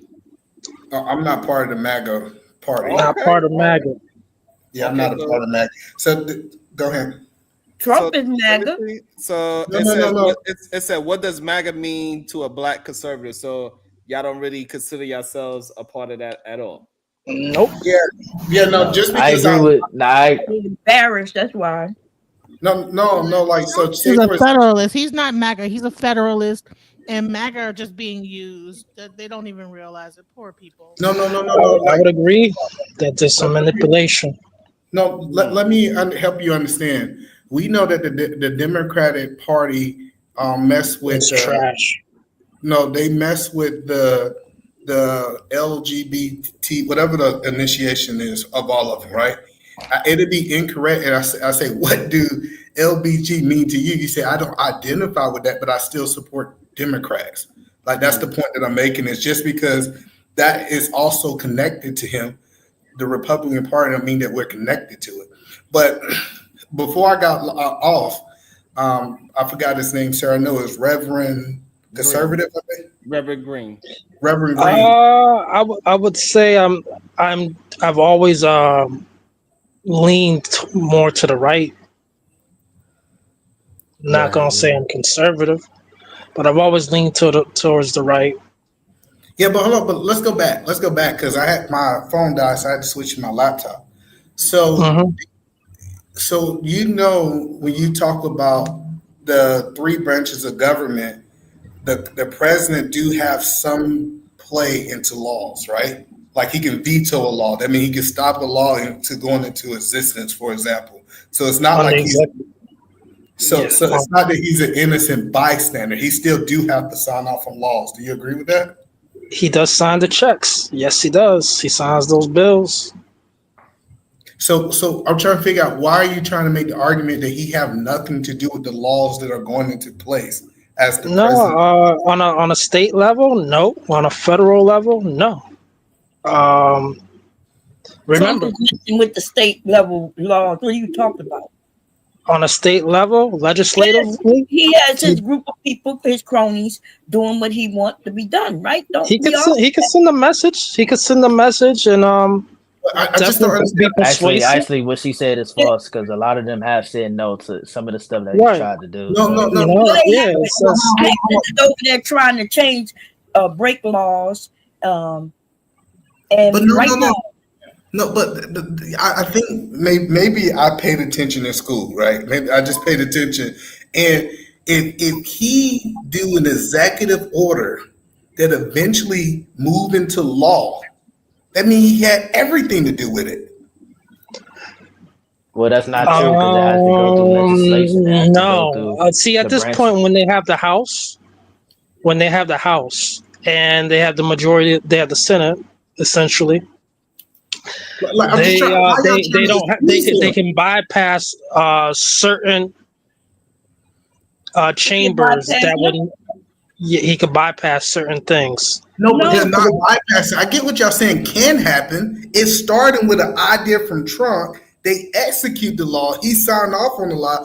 I'm just trying to understand is why y'all don't want to hold him accountable. Because I just feel like this. Accountable for what? Hold Agenda Project 2025 or whatever it's called.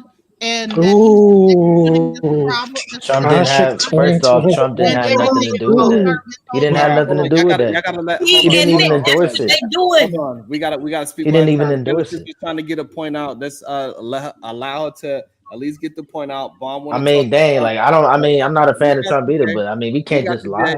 And before we got Genesis going, we got Bomb Cherry go. Please let them finish their full thought. Big Giz, member for 19 months. He is not a human being. We want others to change values while they stay the same. Shout out to Big Giz for holding DJ Witch Doctor down for 19 months. That is a real friend. Because you know we don't say the N word. Because you know we don't say the N word over here. We say friend. Big Giz is a real friend. Go ahead, DJ Genesis. So he is using Project 2025 to so-called reshape America, and this is also including like getting rid of certain things in the Smithsonian, rewriting history. He actually has a thing right now where he's actually making the Smithsonian actually get rid of anything that has any rewriting American history. So we're going to talk about like just even just what's happening on the streets, but he's rewriting history with this whole thing. So I'm saying is that let's get into that whole thing with the Smithsonian and how that is affecting us as well with our own history. You know, so what does symbology mean to what does that do for us? The symbolic gestures. Does my daughter can't eat promising words. What do you mean promising words? If we don't know that, my daughter done grown out of my daughter done grown out of certain toys and stuff like that. I can't. That don't mean nothing. So I'm a grown man. So for the man, woman, every man, woman, and child in America right now, what does these symbolic effigies mean? What do they mean in the scheme of things? What you gonna get? History. Go ahead, Bob. What you gonna get from no education? What you gonna get from if you fall on hard times, there's no help? What you gonna get from the economy, prices going up where people could barely afford food? What you getting from what they really are putting forward, right? That the realities of what's going on. What you get from that? Okay. Is this a question for me? Yeah, sweetie? You don't. You're not going for the symbolic things. Okay, we get that. I love the accent, sweetie. That accent. I'm not your sweetie. I don't know what's going on right now. Okay, my husband's standing right here. Come on now. Shout out to Mister. You got a good one right there. So, anyways, as I was gonna say, why do people keep saying he's trying to change history though? Like I don't. He is trying to change history. If you listen, have you read the whole Smithsonian thing to get rid of anything that have anything to do negative? He's trying to create a whole narrative about America being this great country and this, that, the other, getting rid of anything negative about America. You give up your seat and go to Africa. Well, if you don't like America, if somebody doesn't like America, they should the history is the history. If something happened, it happened. So you show me where the grass is green. America is bad. She's saying that he's trying to raise if you don't like things that really happened. Y'all don't understand what he said. Tuskegee experiment. That's not what slavery, I mean. like they can't. They're not doing that though. Yes, they are. You can't do it. You can't. That's what they've been doing. That's not what he's doing. He's been erasing things on websites. What are you talking about? Taking pictures on walls. Internet been getting scrubbed every day, sis. We can't believe everything we see online. They can say the sky is red. I mean, you gonna believe it? All right. You know what I mean? They just pulling. Hold on, y'all. They just pulling stuff out of thin air. Hold on, Jay. Hold on, E. Let me try to recalibrate it. Hold on. Please bring this up. Shout out to Sugar Bum. Go to bed, Sharon. Our baddie needs his beauty rest. But listen, that sounds crazy to me, Sharon, that people say you can't believe everything you hear and they believe in everything Trump says. Like that sounds so crazy to me. Like I'm a type of person that challenge. Like I said, if you All right, If so you believe, so, if so you got you a want to question. So we got a believe their question. narrative, that's on you. But Hold he's on, we not got a trying to question, change but don't stuff. forget, Jay, That's you simple. also saying a lot of things that you heard from the internet as well. You repeating things without actually doing your own research. You trust in other people that you believe did research, but you don't actually know if they did research. You believe in their charisma. But they were instead of showing. hold on, you are believing their charisma instead of actually checking out the facts that they are saying. But this is a question for the panel, and I will bring you in, Coco Loco. Boxing, have patience. Just like you waiting for that left hook, have patience. Black and Proud, aka Black Art. Sharon, ask them if Trump is MAGA and they voted for Trump, they should know MAGA means to what MAGA means to a black conservative. No, so black, they asked what it mean to us. And we said that we didn't identify to it. So that's the whole point. It's like when I hear people say, just because, like, I go back to my example, just because the Democrat push an agenda, Sharon can say, I don't identify that. I have a wife. I don't identify with that, but I still support the party. So this idea that we have to support everything that Trump, well, I don't. Let me speak for me, because it sounds like they whatever Trump do, they go with. But listen, it's certain things that I'm like, I really think that he should have did better. And I just told myself, if I'm going to be critical of the Democratic Party, I have to be critical of my party too. And I think a lot of people who support Trump can't do that. That's wrong. Okay. You know what the origin story for me is? There's a couple things. Twice. First, it was the Khalif Browder story out of New York, when the illegals lied on him, falsified a report, and he was jailed for over 2 years for something he didn't do. And they escaped and fled back to Mexico like cowards. You know? And then the second part that put the convention and the battery in my back was during the Biden administration, the old Biden administration, because Obama was really the proxy president at the time. Y'all hitting shit. I knew You know,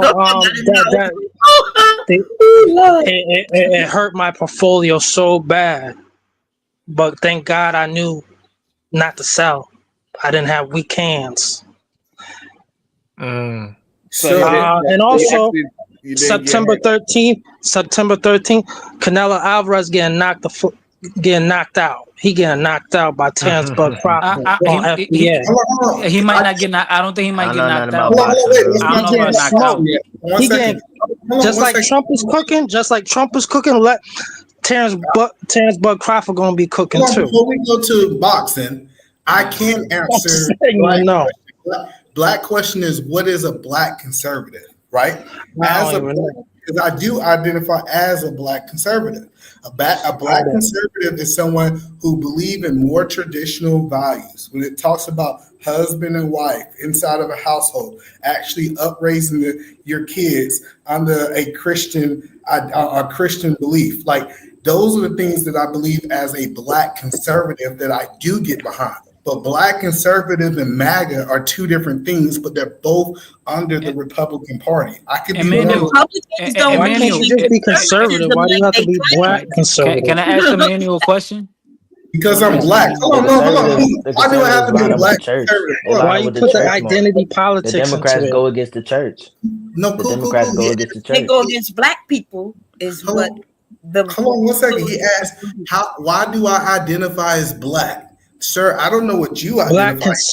black conservative. Why aren't you just conservative?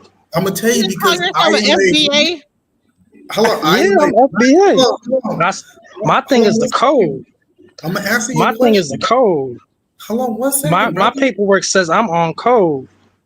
I got you, brother. But what I'm trying to help you understand is I am a black man that is. You said that several times, and I'm a straight one too. And what about the starving kids across Europe? No one cares. Ooh, and he is stepdaddy. All right, hold on. Before Fighter asks this question. Go ahead, Genesis. You wanted to bring something to the stage. Let's go ahead. So I was trying to explain that what they're doing as we're celebrating the 250th anniversary of the nation's founding, what they're trying to do with this executive order 14253, restoring truth and sanity to American history, is leading a comprehensive internal review of selected Smithsonian museums, selected ones, not all, but the ones that they feel that are telling, like removing divisive or partisan narratives to restore confidence in our shared cultural institutions. That means that if it says anything that happened, they could be able to just scrub history and you go to these museums, and it will not be the actual thing that happened. Only like the good part, like on the good ship, lollipop. And it's like, okay, well, things did happen. So why are we trying? And when they start to do this, then next thing you know, it's gonna be books. It's gonna be the educational system. They're gonna start with the museums, and then they'll be able to like go down from there and like scrub history of everything. Yeah, just like they scrub the men's bathrooms and the women's bathrooms, right? And they put it to trans, and anyone else can come up into it. Wow. The sports, everything. The only thing that you guys care about is Democrat versus Republican. I'm not Democrat or Republican.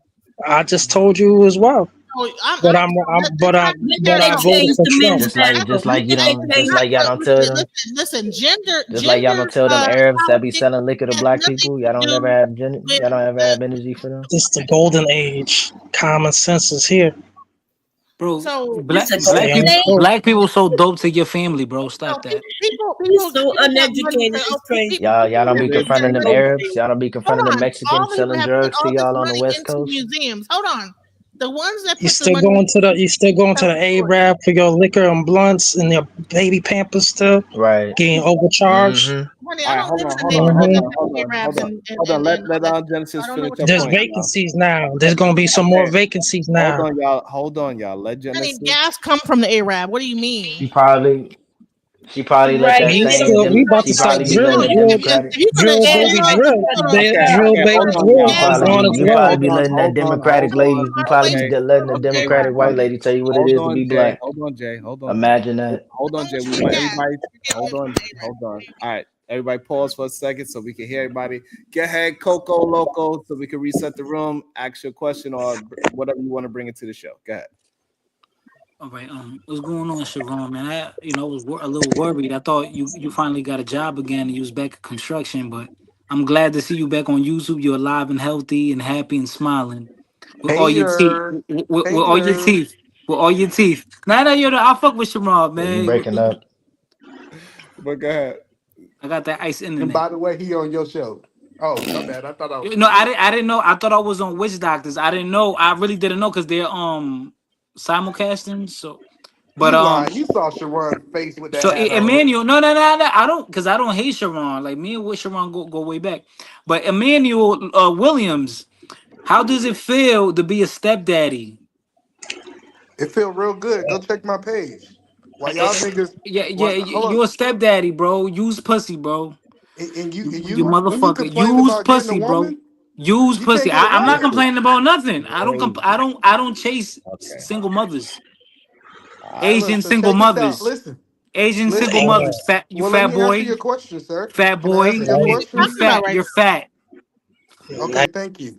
Let's go. Let's get it, nigga. Let's get it. Fat boy. The funny part about it, Sharon, I ain't complaining. I'm over here in DR, traveling the world, living my lifestyle, and this nigga worried about me. When the last time I went to go check on his page? Oh, I forgot he had a page. But I'm gonna let you go ahead and end the show. I know what time it is, but I just learned that it's time to go. That's what he just learned. And hey, I just got one. Don't get mad at me, nigga. I'm here telling the truth. If somebody else should have told you this.